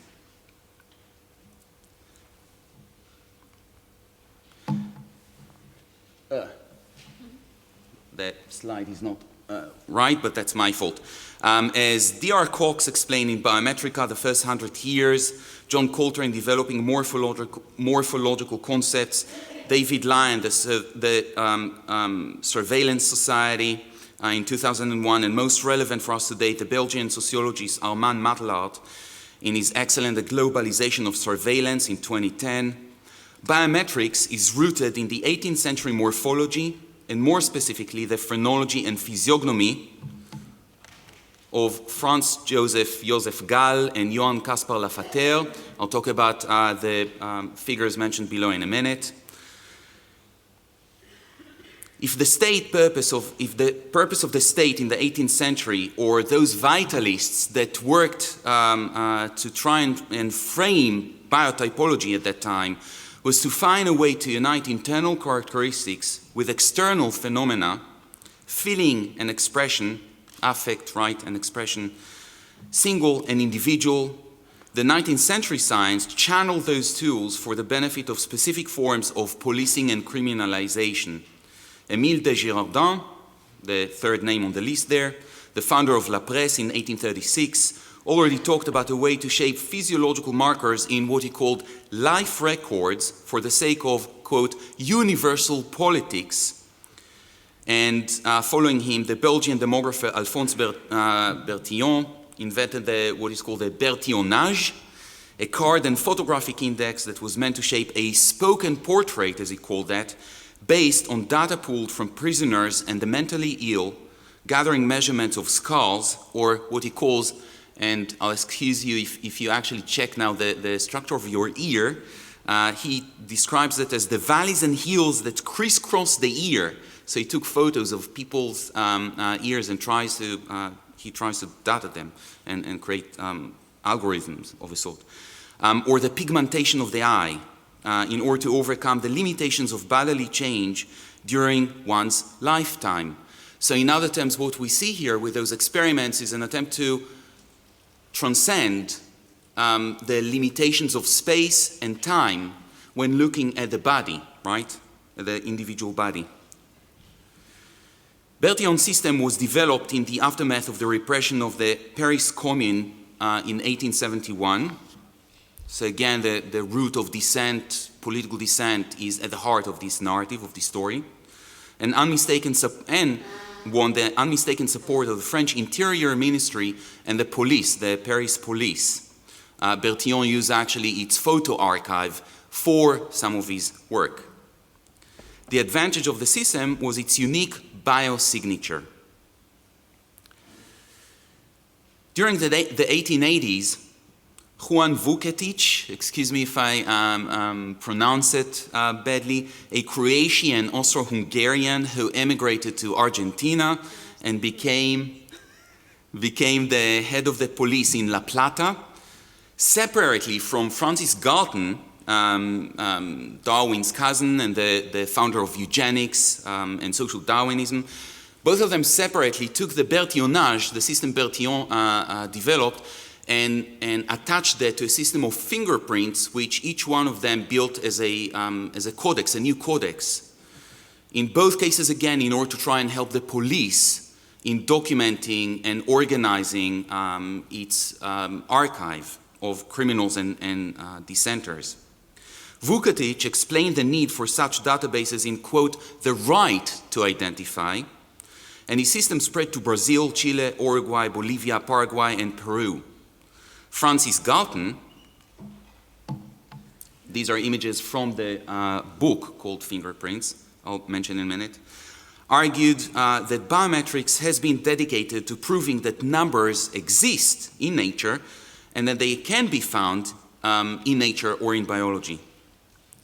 In a major study, the Fingerprints, published in 1892, he explained, quote, my attention was first drawn to the ridges, i.e. the ridges that give rise between the rise to fingerprints.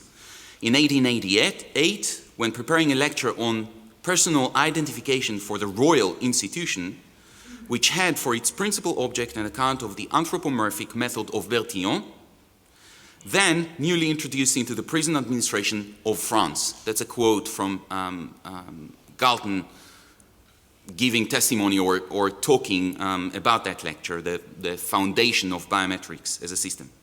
So consciously or not, Galton exposed in this passage the link between biometrics and disciplinary systems. As Keith Breckenridge showed in a recent book, Galton took his introspections in two parallel directions. One extending to the south and southwestern parts of Africa.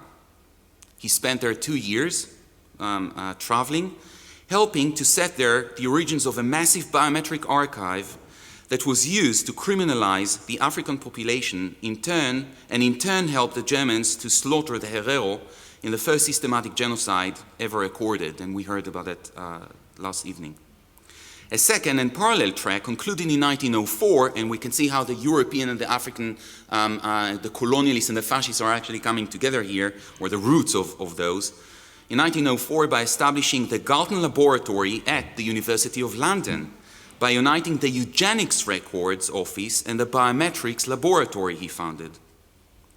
Both tracks, one helping the whites suppress the blacks, another helping police to identify and surveil criminals and dissenters, were based on the opposition between norm and deviation, or what Galton called the law of the deviation from the average, from an average, including in hereditary lineages. That's a quote from his Hereditary Genius, 1869. When reviewing the history of normal and the abnormal, Georges Canguilhem, 1904 and 1995, known also as the advisor to Michel Foucault, argued that the combination of morphology with other strands of scientific vitalism affected, quote, the transplantation of the biological concept of organic totality onto the political terrain. And the notion of totality here is important, and I'll come back to that. Where the norm becomes one with life and the political, any deviation from it is charged with the power of negation of life, politics, and the legitimate existence of what was called yesterday, talked about yesterday, and defined as necropolitics, right? It is a genocidal logic, even where the power of oppression is kept under wraps. As Foucault wrote wrote of modern science, drafted for the service of exclusion, perhaps for the first time in Western culture, life is escaping from the general laws of being. It becomes a fundamental force and one that is opposed to being in the same way as movement to immobility, a concept that again came up yesterday, as time to space, as the secret wish to the visible expression. And we can see how that totality unites together the external and the internal, right? Indeed, speeches in the Criminal Anthropology Congress in Brussels in 1892 talked about the purpose of such systems connecting science and life, politics and population, which is to see the system of anthropomorphic identification adopted, extended to all countries. Here the globalization of this system comes into the picture, right? This is the end of the 19th century. Extended to all countries, not only to identify repeat offenders, but also to certify individual identity reliable and quickly. The speed is becoming important here, yeah? For the sake of social defense, which presupposes an enemy, or a destructive terrorist more fearsome and savage than the legendary Furies, the mythological and the contemporary, yeah? The blind fanatic, the bold seditionist, the trade union agitator who generally takes advantage of the workers' innocence and ignorance. In short, the very purpose of the biotypological system we recognize nowadays with biometrics has been, since its initiation in the mid-19th century, a total political weapon that transcends the limitations of space and time, collective and individual ideology and body, considering that an individual body. Considering the idea from a slightly different angle, it is possible to think about this biopolitical indexology or classificatory system as an alternative to the perfect universal language that Umberto Eco is talking about in the heart of the utopian language of the search for the perfect language at the 18th century and the rise of a counter-utopian imagery. And that brings me to the second part.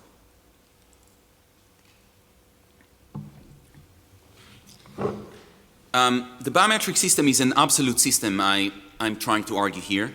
It is part and parcel of the surveillance society, to use the title of David Lyons, again, 2001 work. The teleological temporality of biometric surveillance is projected onto the individual body, much like the watchful eye of God or king. Think about the perspective of that, right? If the order and legitimacy are teleological and deductive, the process, however, is inductive, i.e. scientific. When the system identifies people by isolating body parts from their natural environment, it moves from the part to the whole and from the human memory, slower and weaker, to the omnipotent computers and networks that store and relay biometric data. Algorithmic fragmentation and reconstitution enables the biometric system to assume two positions simultaneously. It sees a body part as particular and as a part of an organic whole, the singular and the global. The organ functions within the semantic framework of an organic inside, i.e. the body, as well as the context of an outside mechanism, security, that looks at different body parts separately from their physical whole. This is again what Deleuze and Guattari identified with the abstract machine. I'm not going to read the quote, but you can follow it. We individuals are recognized as fingers, irises, crooked noses, to use a well-known poetic, more poetic, of course, terminology from anti-Semitic vocabulary, and to remind us the valleys and hills that crisscross the ear, that are then attached to an existing digital file.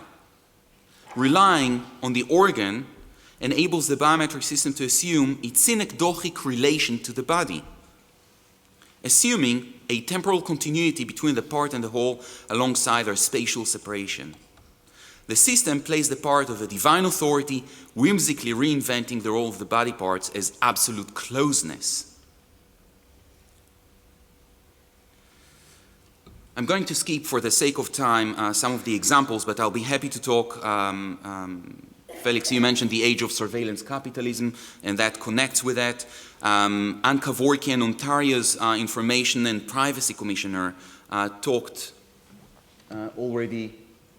I don't know why that messed up the titles. Sorry about that. Yeah. Talked about the fear, the first quote there.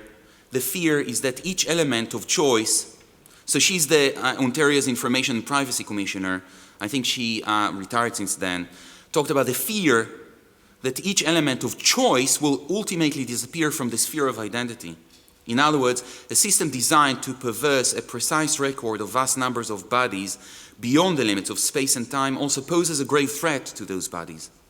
As David Lyon wrote, the proliferation of biometric systems brings the border, again a concept that came up yesterday, to other locations than the edges of territory, thus further virtualizing it. Yeah? So we need to understand the notion of territory and border, the center and the periphery, in a different scope, in a different way nowadays.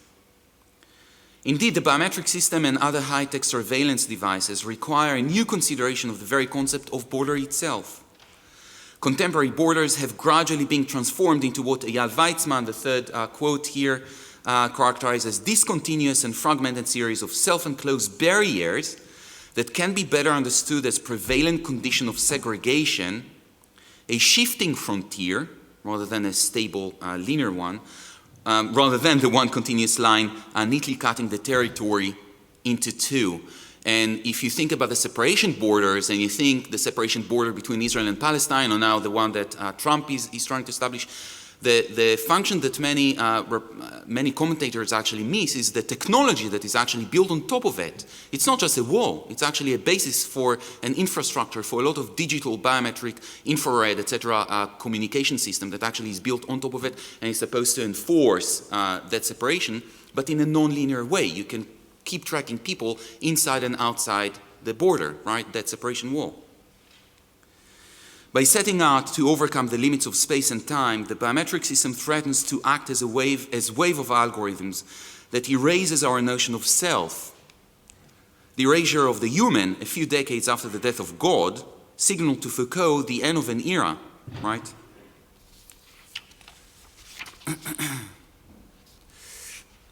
Following him, Deleuze and Guattari described human faces in Thousand Plateaus as not basically individual.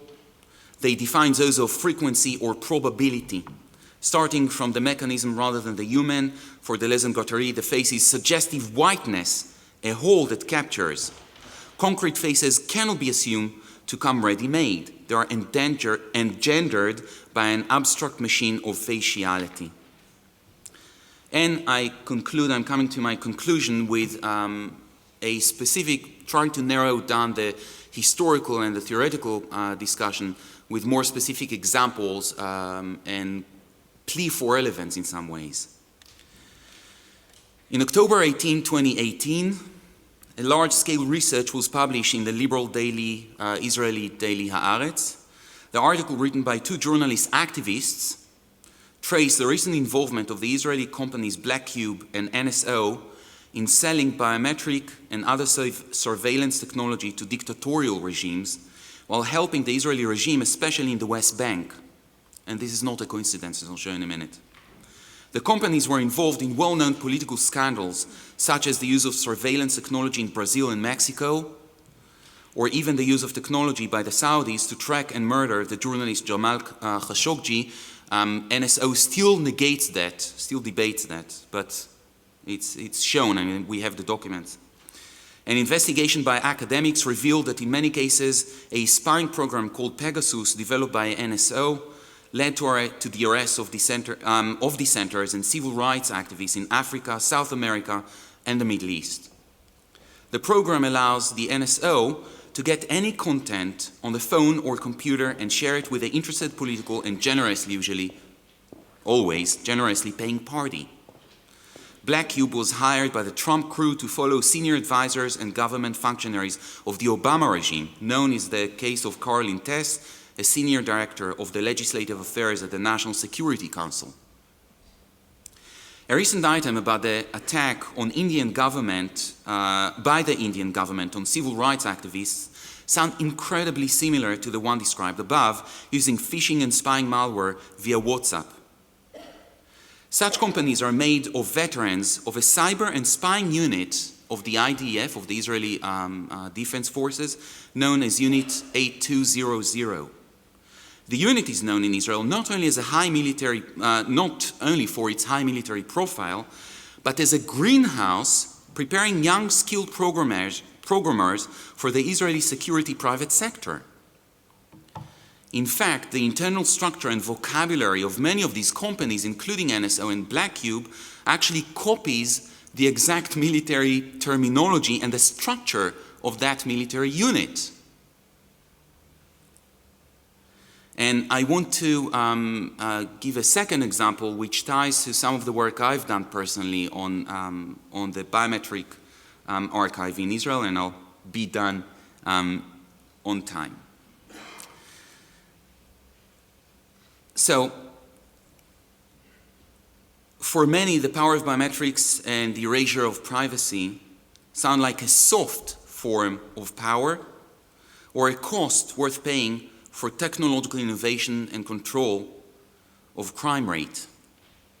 During 2009-2010, I co-wrote, researched and co-wrote together with a lawyer called Pinto, the director of the privacy desk at the Israeli ACLU, the civil rights union in Israel, a critical policy paper about the creation of the Israeli biometric database.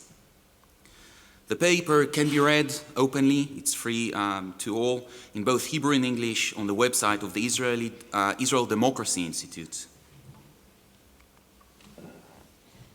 This is a picture, the picture that shows on the paper, and I'll mention the figure on your right with a white shirt, who is the minister responsible for the legislation of that biometric database.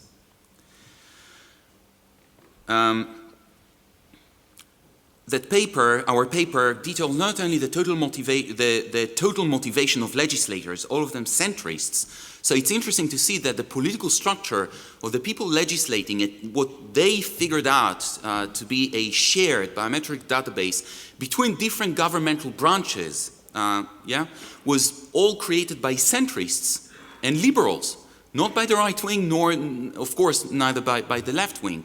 It's all liberal centrists who actually pushed for it and did really unbelievable, pulled some really unbelievable legislative tricks in order to pass that legislation. In the original plan, it was supposed to actually share biometric data between the army, the police, major banks, and hospitals, all available the press for, in the press of a key by any policeman who chooses to look at your profile. That was the plan initially. To cut a long story short, I can say more about it if people are interested in the Q&A.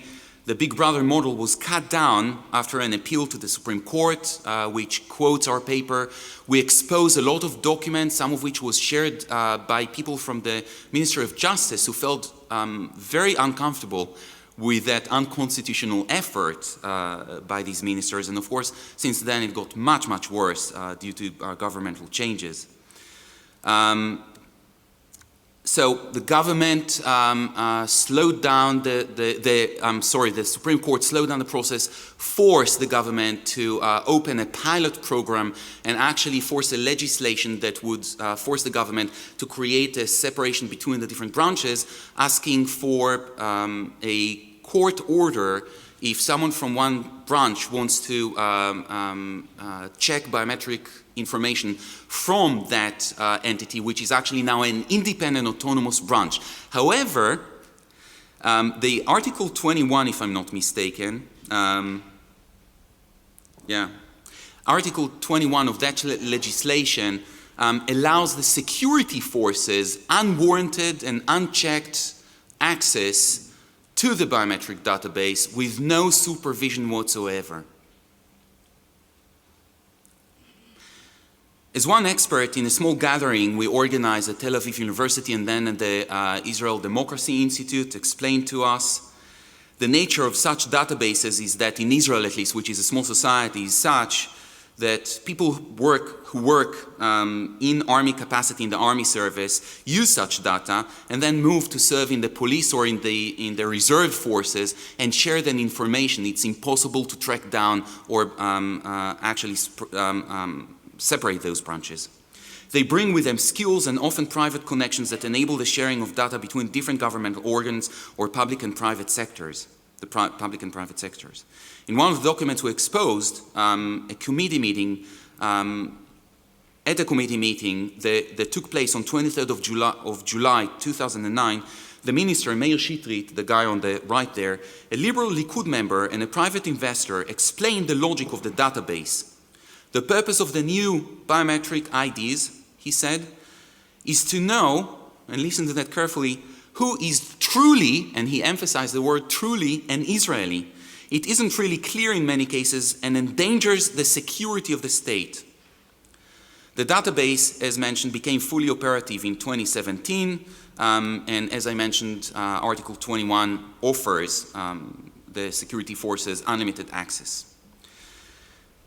Okay, I can talk more about it. I want to come to my conclusion, but let me just say one last thing about that part, which is when you go back and actually check what the technology sold now by Black Cube, NSO, and other companies actually is based on, they all experiment, quote unquote, this technology actually in the West Bank and the Gaza Strip.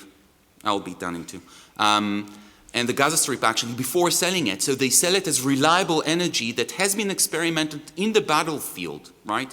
So the enmeshment of the private and the public or the military and the private sectors can't be really denied in those cases. To conclude, in what is an apparatus in 2006, Giorgio Agamben identified sorry about that again, a new European norm that imposes biometric apparatuses on all its citizens by developing and perfecting anthropomorphic technologies invented in the 19th century in order to identify recidivist criminals. Surveillance by means of video cameras transforms the public space of the city into the interior of an immense prison. So again, the outside and the inside are coming together. In the eyes of the authorities, and maybe rightly so, nothing looks more like a terrorist than the ordinary man. This is the beginning and at the same time the vanishing point of every form of politics. My paper today built on the realization that a new form of white biopolitics is operating nowadays in wide parts of the world. However, it is impossible to argue theoretically about the case without taking into consideration that political semantics of it still owe their heart to the colonialist racist system of the 19th century. This is why I believe, as a historian and someone who's interested in political philosophy as well, that we need both together. We need the history and we need the theory coming together in order to have an activist effect in the world. This goes back to a question that was asked yesterday about the jargon or about the vocabulary we use. Yeah? In Along the Archival Grey in 2009, Anne Stalder explained the colonialist archives and that colonialist archives enabled a state, this is the next one. This is Agamben, I'm sorry, and Stalder. It looked really nice on my computer. I think they got you by now. Yeah, I hope so. Let me know if not. It's called Black Cube. Yeah. White cube. State sovereignty that resides in the power to designate arbitrary social facts of the world as matter of security and concerns of the state. She might as well have been writing about biometric archives. These digital storehouses exist, as Foucault said, while discussing the potentiality of archives, quote, outside time and place, on the threshold of existence, established by the discontinuity that separates us from what we can no longer say. but the antinomian and absolute aspiration of biometric archives enable the simultaneous colonization of outside and inside thanks to such technologies. The very physical, I want to say as my last argument of the day, the very physical of these remind us that the very physical of those totally immersed technologies is still dependent in some terms actually on something that is very basic, which is, poles, stands. Biometric CCTV cameras stand on poles. We can reach them. We talk a lot about how sophisticated these technologies are, but you need to place them somewhere. And someone needs to get them together, It's not much of a trouble to actually organize some kind of collective, and by the way, I wanted to show a clip showing a art collective in Berlin a few years ago that organized and sprayed climbed on poles and sprayed those CCTV cameras, for instance, with black spray, basically ruining them. But I found out that the clip itself was taken off the internet, interestingly enough. I have no idea by who, but so we need to remember, that sometimes we don't need to think that far ahead. The solutions to really sophisticated issues could be really right in front of our eyes. And I'm not going to show it because I'm at the end of my time. I did want to show at the end of my talk a short clip from Democracy Now! Describing a movie that just came out about biometric technology, which I was shocked to see describes how biometric technology cannot identify well enough, and that was a complaint in Democracy Now!, right? It cannot identify well enough faces of other races other than whites. Now, in Democracy Now!, they talk about it that, in kind of a left-wing, very naive way, I find, way of complaining about, the fact that there's this form of discrimination. And I keep watching and thinking, really, is that what the message should be about? That we should actually help them utilize and make it more efficient so they can really identify every race and every minority group? So in other terms, we need to think sometimes really straightforward and really about the use and the means we need to use in order to reach such ends. But we need to be conscious again of the history, the theory, and the implications of all that in the everyday life. Thank you. Thank you.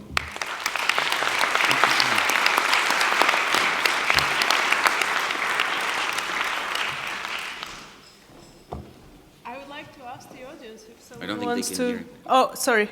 Can you hear? Do you have questions? Yes, of course.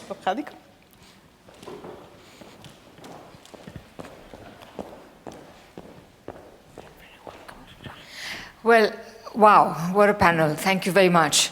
I've just been listening in rapt attention to all of you, and I actually do have, I think, questions for all of you, and I hope they will come in the right order. So for Felix, my question is, I'll come back to that. Well, maybe I'll start with the last one, because that'll be easier for me to remember. So my question for Nitzan is, can you map in your mind what are the purposes that are served by this kind of surveillance, biometric surveillance, for the major users of this? So clearly the major users to me are corporations and the state, but what are the distinctive purposes that each of them is trying to serve? And do you think that this kind of technology has any at all progressive uses? Just because I'm thinking about it. For Felix, my question is I don't know why, I just thought of it and I keep blanking out. You were talking about, yes, my question for you is that, there is all this technology that's being used. In the case of China, do you think that China and the way in which it may be using these technologies is any different from the problems that you are talking about in our society? And then for David, the question is, if those who are peddling Bitcoin are going to various governments and trying to get them to, I don't know, adopt them or whatever it is, I mean, do these Bitcoin corporations or whatever they are, I mean, certainly Libra is a big, like Facebook is a big corporation and it's trying to launch Libra. Like, what exactly is the relationship between these corporations and states, and which particular states, if any, are actually sponsoring their activities, if at all? And then my question for Anna is, again, what a macabre paper, you know, you made us aware of these realities. I guess my question is really, at one level, it's only inevitable, isn't it, don't you think, that it's only inevitable? And I only thought of it when you were talking, so it's not like I'm saying, you know.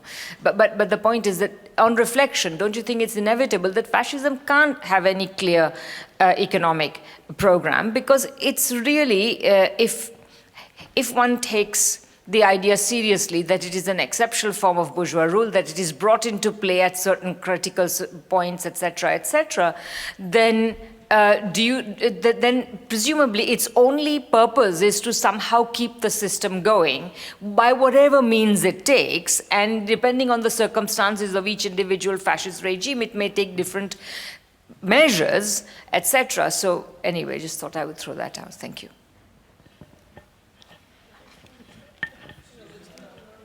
Can I have the Natasha? Well, but now we have so many questions already that,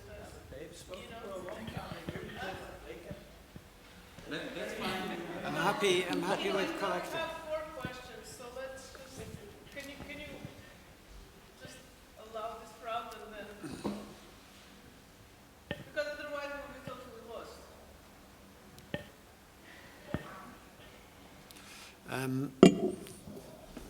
Very briefly, I think technically no. I mean, it's the same potential, it's the same kind of accounting and interpreting and differentiating technologies. The social environment in which it operates is obviously quite different.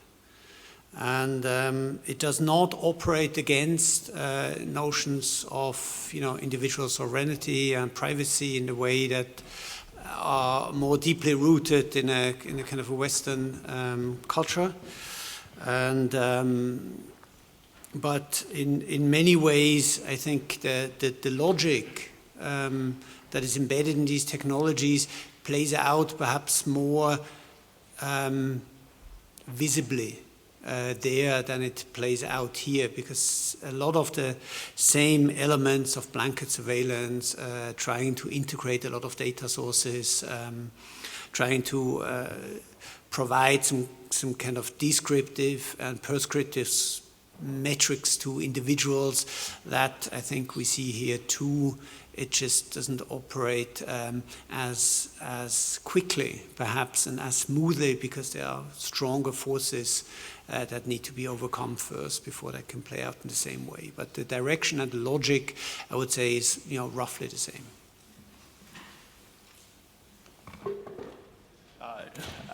Maybe I'll just answer briefly about Libra and the state, right? Facebook is under intense pressure from democracies the world over for its practices. And Zuckerberg is very clear that he thinks he is above the state. And in the US, he has at least pretended to appear before Congress, but in the UK, for example, he simply ignores subpoenas, and where they actually have more teeth, I mean, not the subpoenas, but the governmental oversight has more teeth there, and he's just like, screw you, I'm not gonna show up at all. And there is starting to be, in the US, there was starting to be some pressure against Facebook, and the Libra guy inside Facebook is a cryptocurrency nut, and it seems pretty clear that they were building on the political force that is visible in the cryptocurrency universe to threaten governments. We're going to take away your central banking power unless you back off on these efforts to regulate us and maybe break us up. And there's no detail in the white paper. I mean, the white paper is quite long, but it actually doesn't lay out a piece of technology that is conceivable. And I think that was very clear to some of us from the beginning, that this was a political, it was meant to be thrust at politicians who were not going to be skeptical enough, which they knew they wouldn't be, to just say there's nothing here. And sure enough, all of Facebook's partners have dropped away, right? Because there's not really a technical proposal there. It's just and it has shifted, but it worked, right? It's shifted the conversation away from regulating Facebook, which is a tremendously powerful non-state actor at this point that, you know, is above control. Thank you. I think that's one of the key questions, actually, that bother people. And I should say, when trying to be active, you know, as an activist, I went a lot in front of audiences during the campaign against the biometric database and tried to explain why that's dangerous. And it was really tough for people to understand why something that sounds neutral, right, and could help the security in the street. None of us wants rapists or murderers walking free in the street, right? Should be actually difficult.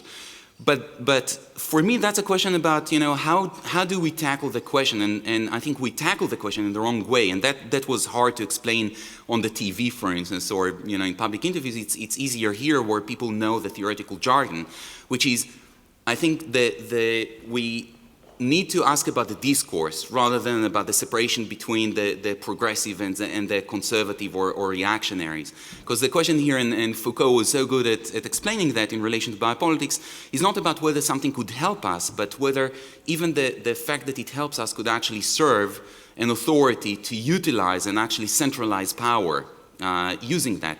So the fact that it helps us or that it could serve in some progressive ways doesn't change the fact that it's being used as an authoritarian tool in other ways. And we need to tackle that issue on both ends, in both ways. The fact that in 2001, you know, scientists from MIT talked about biometrics as one of the technologies that in the next decade is going to change the world, you know, and saw that as a completely progressive issue. Doesn't matter the change that they served, whether they acknowledge that or not, the purpose of you know, total control, society, the control society. So I think we need to see it from a discursive perspective rather than an ideological one. That would be my argument. I don't have a, sorry. Yeah, you know, there's a lot of ways to answer that question, so let's just, I'll just try to be brief. I think that actually fascism can perhaps be defined by, you know, like, it's not, I wouldn't say that it's, you know, it's not, of course, alien to capitalism, and of course, like, you know, like fascist economies maintain a lot of the features of capitalist economies, obviously. But the way it always tends to, you know, basically it has a Lacanian approach to capitalism almost, you know, like this Lacanian take on the bad mother and the good mother. You know, you just divide the mother into two fictional figures because you cannot somehow conceptualize this kind of ambivalence. So basically it kind of has, you know, within fascist regimes you always have the good capitalist and the bad capitalism. And the good capitalism is also always, of course, industrial capitalism, and the bad capitalism is financial capitalism. And of course, like, my point was to say that, you know, the entirety of this field that thematizes finance as something that is, you know, like a production of deviant value is, I mean, obviously very much connected to the history of anti-Semitism in Europe, because of course, and, you know, like, hence, you know, like the anti-Semitism discourse of, like, what you call classical fascism, because of course it's about this, like, putative unnaturalness of financial capital against, you know, like the naturalness of industrial capital. But then it's also about, and I wanted to refer back to something, I think Felix mentioned that, or David, now I'm maybe not sure which one, that there is something about fascism that I think it's always very interesting, is that fascism acknowledges that injustice, social injustice exists. No, it's unlike liberal democracy that simply doesn't acknowledge that social injustice is a thing.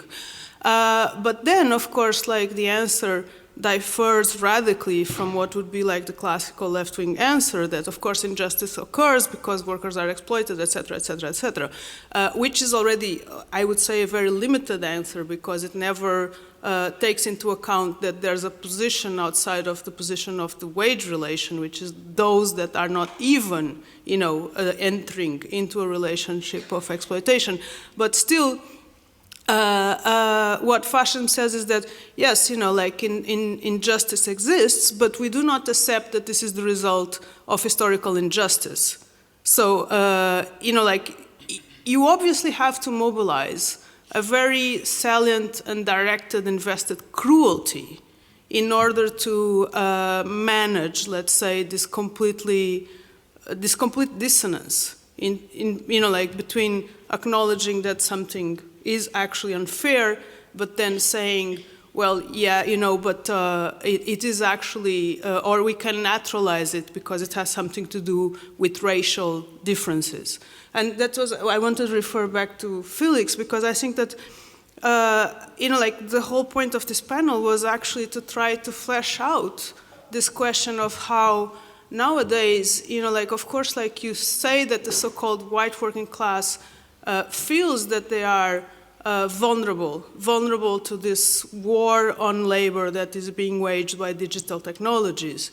And they want to, like find a certain modicum of protection, but of course this is being done at the expense of others, right? So this protection is being, like you prevent yourself from feeling vulnerable by making others vulnerable. So, like, I think this is very much like, I would call like the logic of how it functions. Don't know if someone wants to. More questions, yes. Thank you. Okay. Do you have the sound? Jan? Okay. Question? Anna, can I? Yeah. Yeah. I just want to come back on Felix lectures and then Nitzan. I mean, thanks for all of you, also Anna and David. It was really amazing. I want to make it short because I think there's a sort of density between this idea of colonial, digital, and question that we are wondering today against fascism and authoritarian regime. It just reminds me that, of course, during colonial time, people are, as you said, Felix, I'm quoting you, reduced to delivery power into,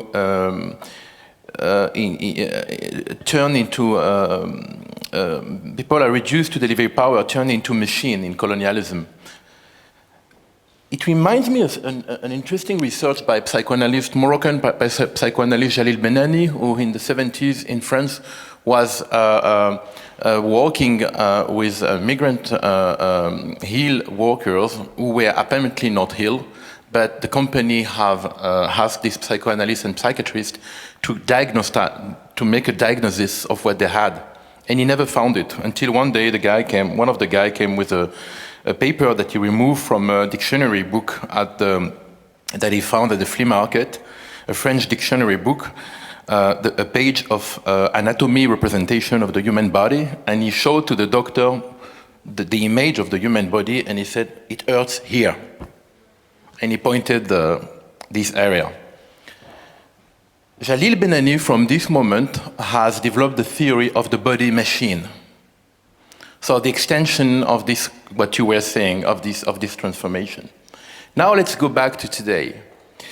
During the Arab Spring, Tarek al-Haris, a Lebanese writer, has observed that most of the bloggers, especially in Egypt, were hackers who have been able to hack the files of the police administrations of people who have been tortured when they were not even their own files. Like the blogger I'm thinking about who published online focused on his body, injured, the bloody mouth, the teeth broken, the missing eye. There is here an interesting incarnation of what we are attending today worldwide. I mean, what Tarek al-Harith says, he speaks about a body reality crisis, that this Foucauldian conception of the human being, to go back to you, Nitzan, because you quoted Foucault a lot, in the order of things, I remember this quote when he said, the human being will disappear as a print in the sand. The conception of the human being, not, the human. I think we are attending this disappearance for a while, but what is interesting is this fragmentation of the subjectivity, and which actually continues not physically but technologically online. We all have a Facebook account, email account, WhatsApp account, Twitter account. We all like spread into the cloud while we are being here in this symposium at the same time. And this bodily crisis reality, this fragmentation, for me, leads to a question I would like to ask you, then Nitzan, regarding this incredible Israeli technology of control of the profile and almost anticipating because this is also what it's about. Algorithms are created not to diagnose anymore, but to anticipate who could be the enemy. So when we see the difficulty that activists in the Arab world have been facing by using technology, Facebook mainly, to today, especially in Egypt, what kind of, possibility we have by hijacking technology to federate or imaging a possibility to run against it?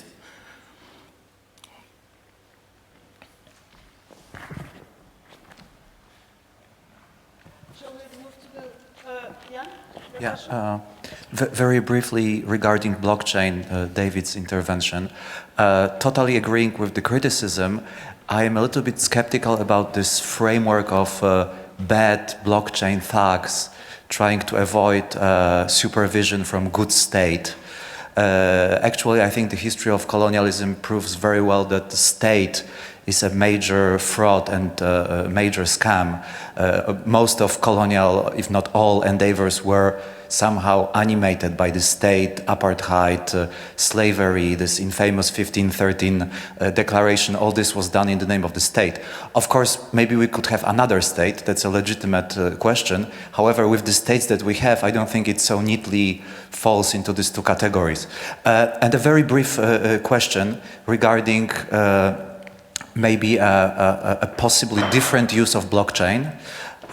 With wastefulness being overcome, I don't know, by proof of stake instead of proof of work, maybe we could do something with this technology. There is to be very concrete, there is this idea of liquid democracy that's somehow using blockchain that's advocated by Democracy Earth Foundation. So my question is, what do you make of this concrete idea and this general notion of using this technology for some good purpose?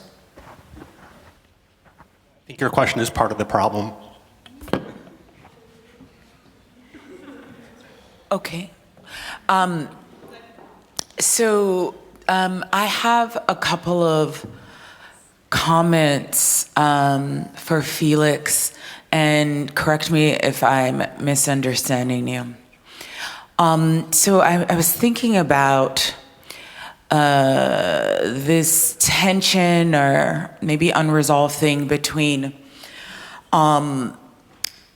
parallel but not exactly the same. And this follows on actually on Anna's comment in terms of thinking about thingification and the Uber Eats driver. So this parallel but not quite the same. So my comments are, first thing, there's a common rhetorical move that happens in the left, which is we will not allow them to make us slaves. We will not be reduced to being slaves. And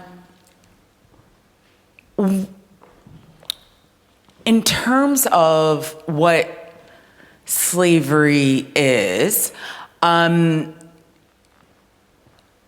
slavery gets conflated with labor in terms of a kind of typical sense of work. But if we think about the work of someone like Orlando Patterson, who argues in Slavery and Social Death, that quite often in the history of slavery, enslaved people don't actually work. They don't actually work, and that many enslaved people actually were not plantation workers, and that slavery was more than an exploitation of work. It was the usurping and enjoyment of the being, the symbolic, the material existence, and that oftentimes enslaved people were purchased for medical experimentation, strictly for medical experimentation, strictly for breeding, sometimes just as a luxury item, but were required not to work.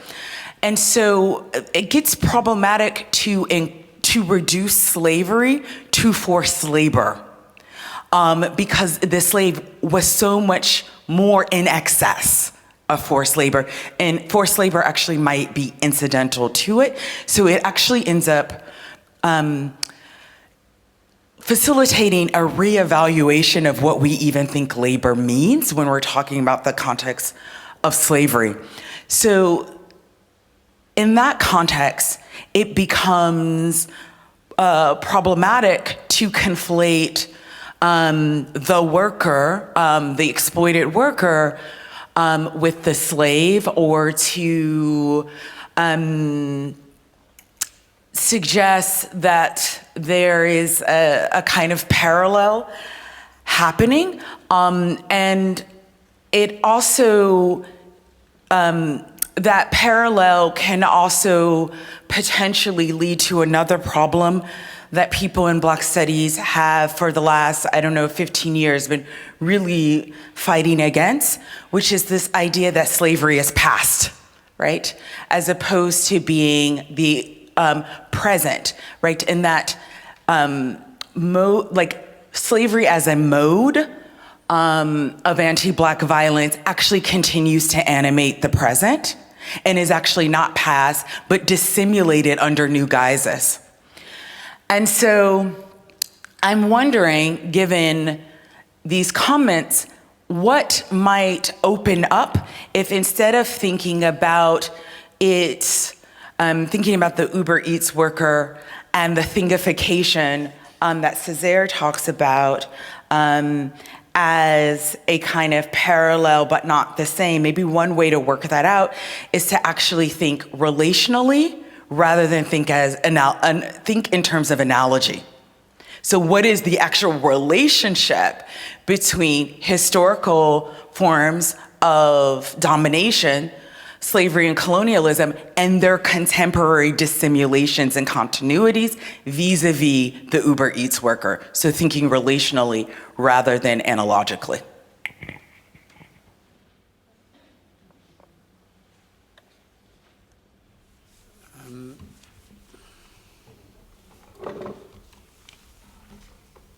I'm just trying to think where to, because you laid out a lot of things where to best hook in. I mean, whenever you make these, things that are, similar but not similar, it's really a question of what aspect do you draw out on which you make this relation of similarity, so that other aspects can be dissimilar without you losing the value of making this relationship. So I really try to see this as a mostly as a really comprehensive system that subjugates everything under a certain overarching logic and has ways of organizing this legally, but and justifying it ideologically, but is also a way of governing people and so on. So I think that also if you look at the system today, even though the economic logic is really strong, there are lots of other logics operating as well. I mean, David Graeber, with his bullshit jobs, speaks very well to that. There's a lot of people doing things that are perhaps not necessary on a kind of operational basis, but are necessary as a kind of embellishment of, you know, the boss having so many workers in his domain, even though they don't really do much. But it's important to have them just to show, you know, how many you have. So I think even there, and you made the reference to slavery in even a more an extreme case, that even then there are lots of these excess ways of working the system that still remains kind of some person being the property of someone else, but perhaps not necessarily for their labor power, but maybe more for their, you know, for the prestige of ownership or something like that.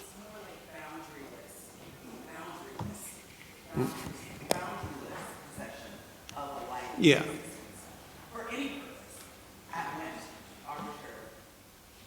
I think this is actually this, you know, organize your life through an app, and whenever you click it, someone will show up and, you know, walk your dog, or, you know, do your laundry, or, you know, bring you food, or take out your trash, or whatever it is. I think this is exactly this fantasy of total control, to a degree that it really doesn't matter anymore whether a robot shows up or a person. It's actually the same. It doesn't really matter whether a human person brings you your food or the drone delivers the pizza, right? So these are equated to such a degree that they can easily be replaced one by another. Is it? Yeah. Sorry, it's working. I just wanted to add, there was like a very recent documentary that researched the actual in existence slave labor market that has been, you know, like facilitated by apps that are connected to Facebook and other like social media platforms, and very literally, people, women, almost only women, are being sold as domestic servants, as domestic slaves online without any oversight whatsoever. And I think, you know, like, to me, perhaps I would suggest distinguishing the question of labor from the question of slavery in terms of like what it entails in terms of racialization. I think there are two things that we tend to conflate there. And of course, I wouldn't deny that, you know, like slavery is clearly constitutive for, you know, like the whole imperial logic of capitalism. And I would also say that I think that, yeah, you know, it's structural. Of course, it's about extracting labor from the slaves that are brought into the new world, you know, like also obviously. But there's a different logic there also in operation, which is, of course, you know, like the logic of production, producing a racial differential. And I think that's also like extremely important to take into account, because that's also structural for white eschatology and white epistemology. And, you know, like perhaps we are too often conflating the two, and that creates a lot of confusion. And maybe there would be some advantage in, you know, like discerning these different trajectories. Of course, they intersect, you know, many times over, but I think they can also be described, you know, in their own particularities. Sorry, Roseanne? Is it my, can I speak really quickly, because I see there's a lot of other questions. First, a quick question to Felix about this ending with Polanyi, and I guess my understanding is that for Polanyi, there's this kind of inevitable protection of workers' rights that might kick in, that might be outside of the development of capital, and that might be a kind of conserving movement. It might also protect the family, the nuclear family, or something like that. And I guess so. My question is just like, what kind of, what is being conserved, and I guess perhaps Polanyi for me would not be the. Perhaps there's some way to go beyond Polanyi with this question of protection, or what you offer. And then a question to the panel more generally, because it seemed that this a kind of question of the subject and the relationship, or a kind of fragmentation or atomization of the subject in relation to these technologies, and the proximity of these technologies to the subject was something which overlapped all your papers. And this brought to my mind the other protagonist of the conference, who is Adorno, and the authoritarian personality. And in the preface to, or in his remarks on the authoritarian personality, he claims that, as we all know, the question of the subject is not a subject outside of capital, it's a subject entirely bombarded by capital, by the irrational forces of capital, which means that the subject is going to be, or who's not really a subject, and who is susceptible to this kind of movement of fascism.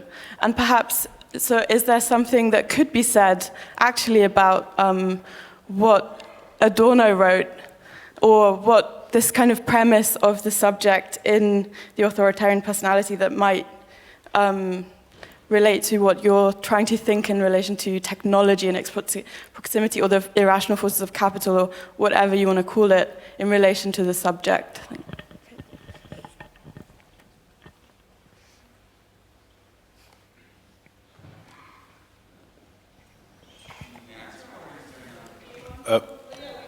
Yeah, another question about biometric technology. And my question is about the private sector. Because now, we saw yesterday in a very interesting panel that the big group, private group, are the real centrum of power now. And we all have this smartphone of the last generation with Face ID. So the group are collecting probably the biggest biometric database. So is it possible to imagine that they are using this biometric database to profile and to target clients, or how about them? Just the users of this biometric technology in the private sector.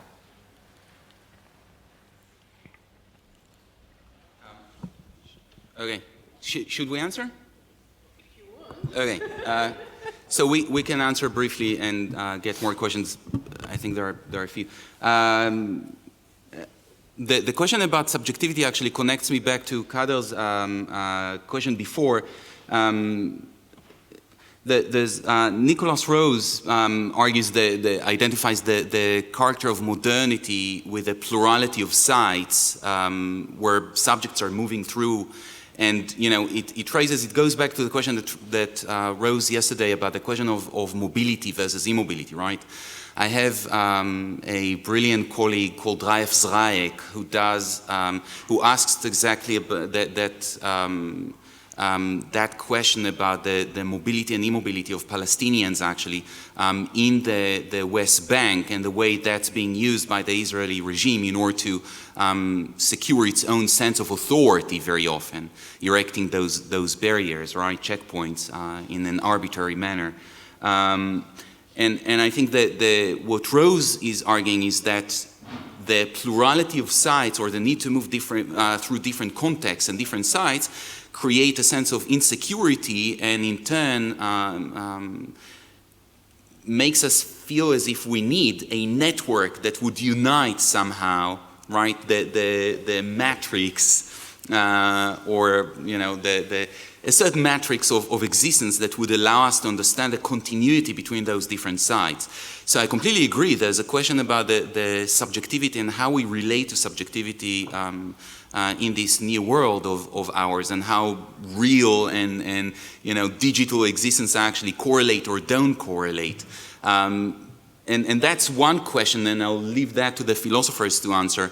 The point I was trying to make is that where they cross, and where it becomes interesting for us, I think, is where the political and the political authority specifically actually takes issue, trying to centralize its own authority using the public, its own sense of public, and then the private sector, right, in order to actually enhance its own force over that.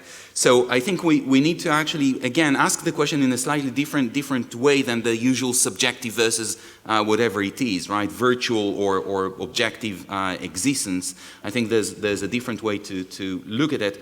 The Adorno question, actually, I would refer back to Florian's lecture yesterday. I think it answered it brilliant. I don't know if Florian is here. I think he could answer it well, right? You talked about the authoritarian personality last evening, and kind of preempted, I think, exactly that question. But lastly, before Florian answers that, until Anna gets him. Okay, good. So maybe you should answer, and I'll continue.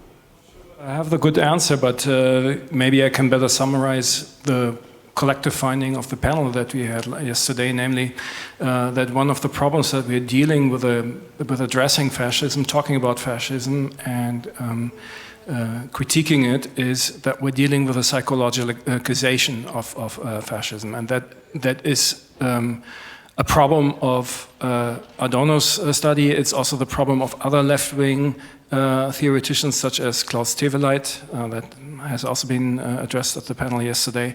And we even see how the extreme right even has psychologized fascism in order to kind of exculpate itself or write itself out of the history of the Third Reich.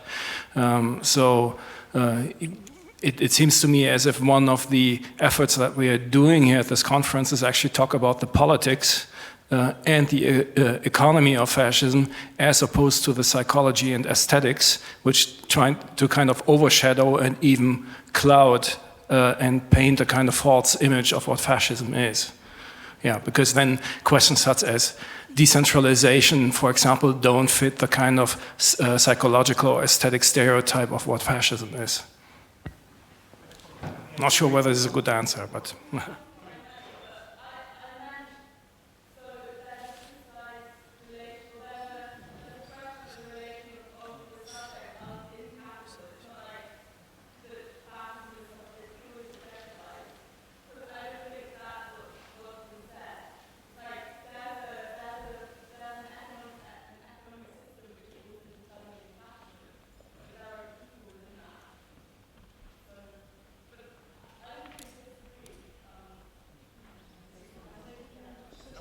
Answer about the corporation question.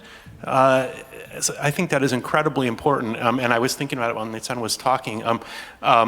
So just briefly, the view that facial recognition and other biometric technology should be fixed rather than banned, right, is something that is being promoted within the industry and within certain NGOs and other advocates who proclaim themselves to be outside of industry. And the major locus of that is the MIT Media Lab, who has a person who claims to be, the leading critic of facial recognition technology because it doesn't recognize black people well enough, but who sits on the board of a company that was spun out of MIT Media Lab called Affectiva, that uses facial recognition to target people's emotions. And you get, which claims, at least in its promotional materials, to be used by 1/4 of the Fortune 500 companies. And, you talk about this in social media and people say, well, but they're not actually measuring emotions, as if that's what's important.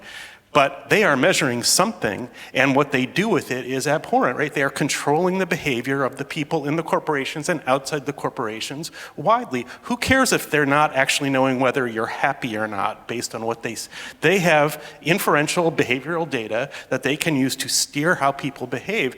And to go to what, I was thinking of this because of what Florian was saying, I think these corporations have a perfect understanding of fascism as a psychological formation. They know how to incite it in people, and they are doing it.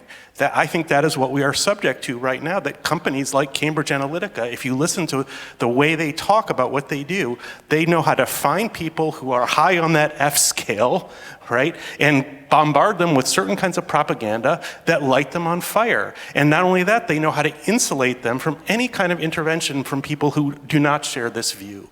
They don't target individuals, right? They target groups. They're like, if we bombard those people with enough propaganda, half of them are going to respond in the following way. And sure, we might lose 1 or 2 to somebody who actually makes friends with them and explains to them that non-whites are human beings. It doesn't matter to them. They know the volume that they can get. And the fact is that they have, the denialism that they sell about fascism is remarkable, because we know from their internal company documents, they are producing it while they are denying it exists, right? Let me just add to that, just one sense, which is we can't allow ourselves to actually disconnect that from the university, right? Following the point about MIT. Stanford is where biometric technology was invented and then developed, and then added DARPA, the American Army, to finance that. So this fusion between university research and military forces or police forces is also the backbone of everything we need to deal with here. I want to go back to the genealogy that you set up for us so beautifully with the scholarship that goes back to the physiognomy and Galton and the ideas of race and criminality and features of the body, measurability and predictability, and to other aspects of this genealogy and what you might be able to say about those. On the one hand, this has culminated in this repressive digital biometric forms of surveillance that are being argued here are fascist in nature. On the other hand, it has also given rise to certain disciplines and certain claims to being able to, especially through DNA research, to be able to recover lost histories and to be able to recover persons and we sit in the human remains field and the restitution field with the scientists who say that they have the answers. But of course, using precisely the techniques and the methods of race and never having moved away from those. Perhaps the only field in which one is prepared to admit the possibility of some kind of redemption, as Radhika has asked whether it's possible for, perhaps is in the identification of missing persons, as in the case of South Africans murdered by the regime, or people who've been executed and need to be reconnected with their families. But I wonder what you have to say about that longer genealogy, about other aspects of this field that we are talking about. That's easy to answer. The case we made during the campaign against the biometric database was not a principal one against research and about advancement of public security or measures to help us, get rapists and murderers. It was about the fact that the way the politicians and the way that it was used by the private sector was actually enmeshing the ability to separate branches, hence centralizing power in the hands of few and benefiting those that had the means already, right? So in a way, the argument we made was, if you want to have that and you're honest about the willing to use that in a progressive, if you like, again, to go back to the ideological tone here, if you want to actually use it for progressive means, if you want to help research, then use it in a way that actually follows the constitutional arguments of democratic values and ideas, because what my argument is, the way the apparatus was immediately adopted was leaving these areas as an excuse, as the leaf, that covers the basic intention of that system, or the way to use and abuse the system to centralize power. So it's not a dogmatic position against the technology. I'm not a technophobe. It's an attempt to say you can use that, but then look at the apparatus, ignore the ideological mumbo-jumbo around that, look at the apparatus, the way it's used, and then try to find a tactic to actually tackle that and find ways to use that for the benefit of the many rather than, the few. Felix, you want to say something to the question before?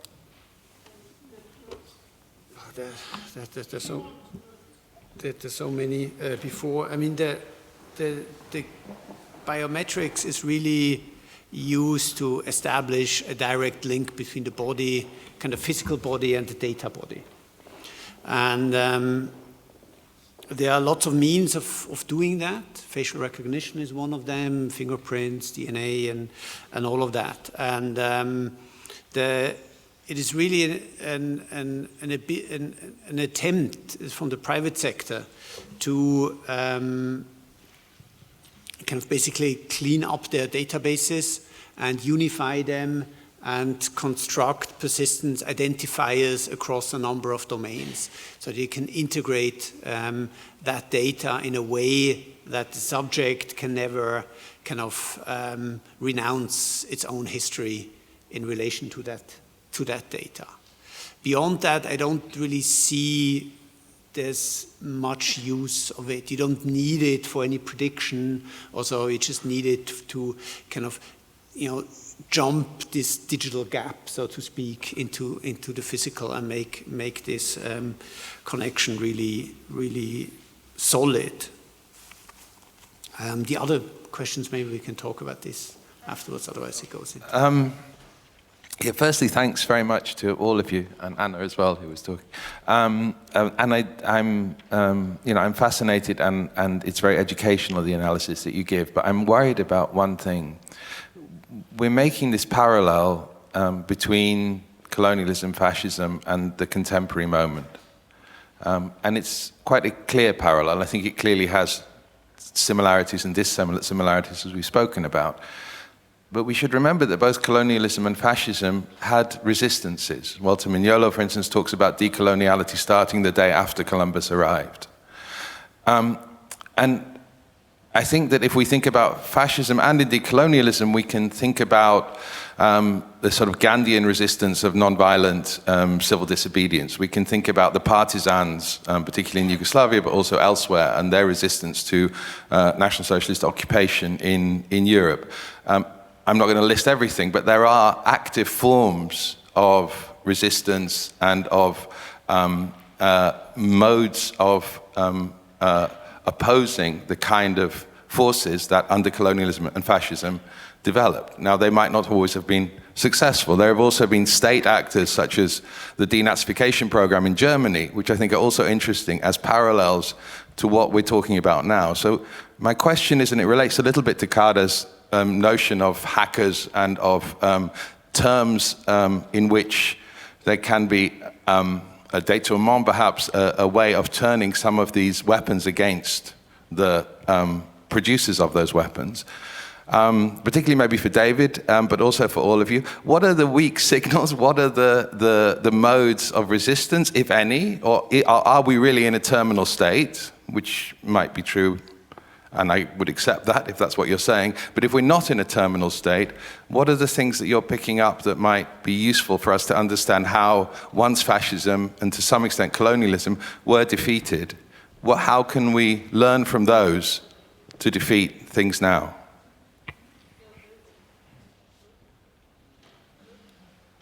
Maybe I'll start. I mean, when you asked about China, right? I think this points to me to, where resistance can come from. I mean, what I was trying to highlight was not a complete picture of the current situation, but a very strong tendency of how it develops, in what direction does it develop. We are still living to some degree in a democratic society that has certain possibilities. I don't think the state is necessarily a fraud. I think there are ways that we need to there need to be a collective action, because on the other side of the battle are very well organized collective actors. They are massive institutions. They're not just wealthy, they're also very big. They have tens of thousands of people organized kind of for their programs. So we need collective forms of organization, and the state is one of them. It is contested, but at least there is a contest. Right? There are lots of areas where there's no contest anymore. So I think the mobilization of the democratic potential that is available both inside the state but also outside the state is really important. And I think you can see that also with regard of intelligent ways of using technology. I don't think the particular platform of liquid democracy is the solution, but if we want to think about and enact a more complex democratic system that is not just every few years an act of representation, but more continuous forms of participation, we definitely need ways of represent, of aggregate, of collect, a different way of enunciating political positions. And I think we will not do this with pen and paper. This is just clear. There's no reason for me why democracy needs to, or the act of a collective expression in democracy needs to be stuck in a mid-19th century kind of technological platform, so to speak. So I think there are ways of doing that, and there are, particularly on the level of the city, which seems to be a more amendable scale for thinking about kind of collectivities, because certain things that you see in cities, let's say traffic, it's clear that you cannot optimize your own way out of a traffic jam. This is a collective problem. So this is more amendable to these collective solutions. And there are ideas about both trying to re-articulate something like a technological sovereignty, in the sense that the people who are affected by a technological solution should have the political ability to regulate those who develop these solutions, which we can't if we hand over our city to Google. Then there's simply no way that our political system is capable of doing that. Ways of thinking, I mentioned this very briefly, this outmoded dichotomy between private data and public data. And it's not either personal data or free-for-all, but there are ways of thinking about data as a communal resource that has a boundary around based on the community that collectively produces, let's say again, traffic data in a city. And these are struggles that are ongoing. And there are, particularly on the city level, I think a lot of really interesting attempts to think through that are not purely defensive, but trying to articulate the problem at the level of complexity that we have. If you think about the added complexity, if you have to think of economy not as a linear one, kind of pulling things out of the ground and then throwing it into the sea, but as a circular one, then the level of complexity is rising again. And to keep track of that, we will need a sophisticated technological infrastructure. There's no doubt for me for that. But unless that's really part of a robust democratic set of institutions that give shape to that infrastructure, it will be really, really hard to craft it on top of it once it has been laid in the way it's currently being laid. Thank you. Sorry, we have 2 more questions and we really have to wrap up because we're over time. Okay, fine. It's clear to me that the forces that I identify as the sort of fascist leadership want me to despair, and I don't like the fact that I despair, but at this point I do not see any reason for hope. I do not see how to change the minds of the 30 to 40% of people who have been essentially brainwashed against any kind of action, and they are far more militant and far less nuanced than the rest of us, and they are a paramilitary. In the US, they're armed, right? There's nothing we can do about it. And I guess I do now feel a little bit of sympathy with look, I'm a literary person. I'm susceptible to narratives. Since the overturning of the impeachment in the Senate last week, or 2 weeks ago, I feel like the American constitutional system has voted itself out of office. It no longer exists, which is just a shocking event that I never imagined could happen. But you look at climate change, I think it's worth thinking, what do we do if we are past the tipping point? What do we do if we've lost? And what do those of us who are not part of the brainwashed 30, 40%, what are we going to do?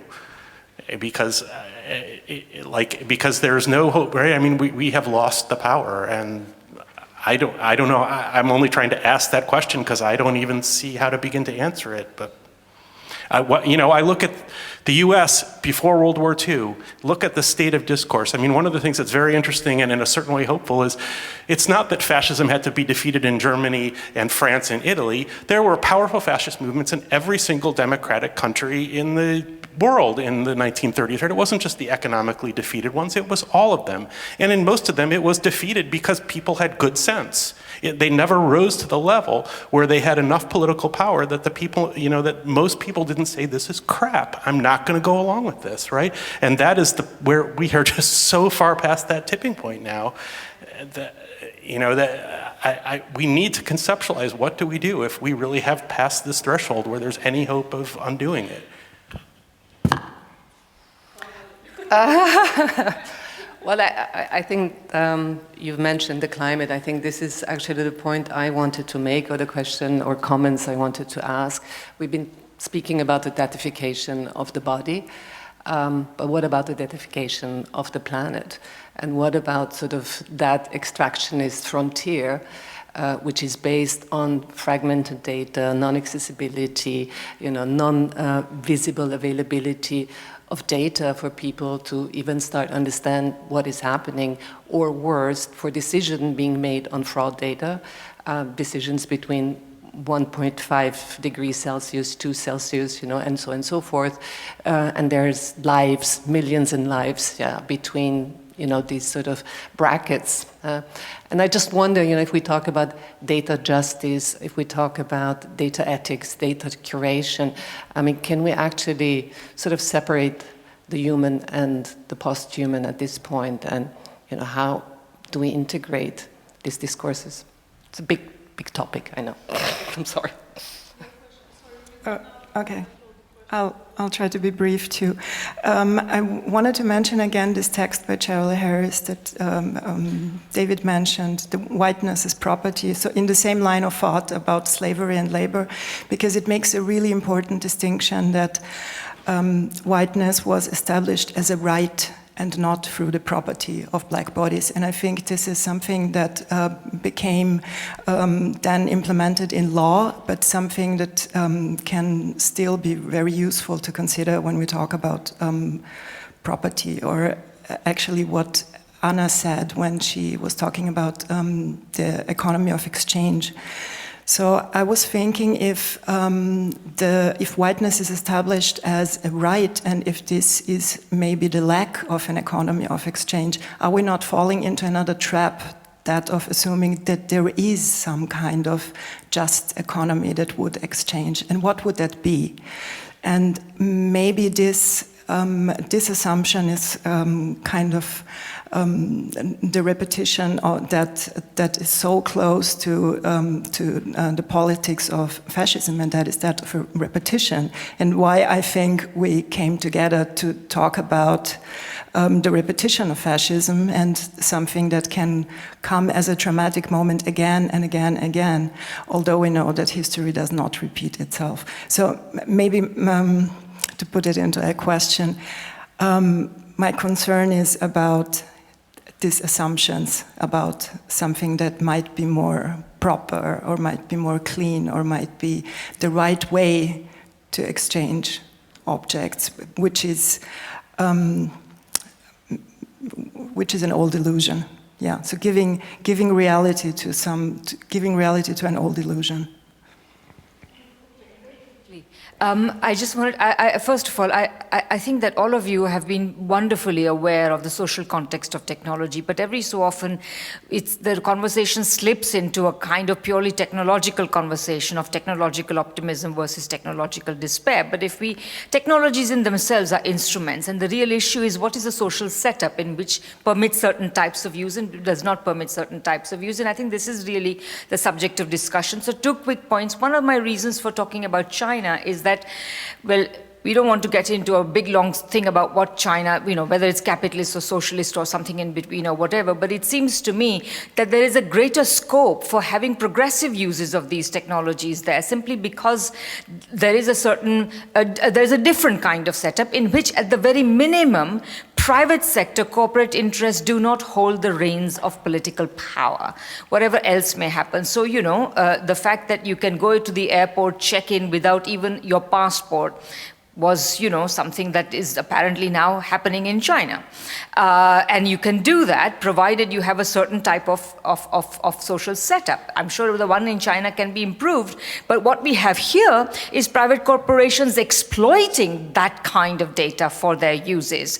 So that's one part of it. And the other quick point I want to make is that on the one hand we are saying that what's great about our society is that we have social pressures which, like pressures towards, privacy and all of that, which somehow put limits on the use of these. But in fact, it is precisely the corporate uses of these technologies in our societies that is going rampant. And we forget that the social pressures for privacy come precisely from the order of private property on which our society is based. So I just want to put that out to think about it. If you have a very brief answer to any of the last questions, that will be the final statement of the panel, because we are really over time. Let me just point out in relation to the question about climate change, because I think that's a necessary one. This is not a question for us. I think this is a question that is in attempt. There's an actual group now in the University of Vienna that is trying to work exactly on these issues and created a network. So I would actually direct you to them. There's a professor called Eva Horn who's the director of that network. I think that would be a great place to start.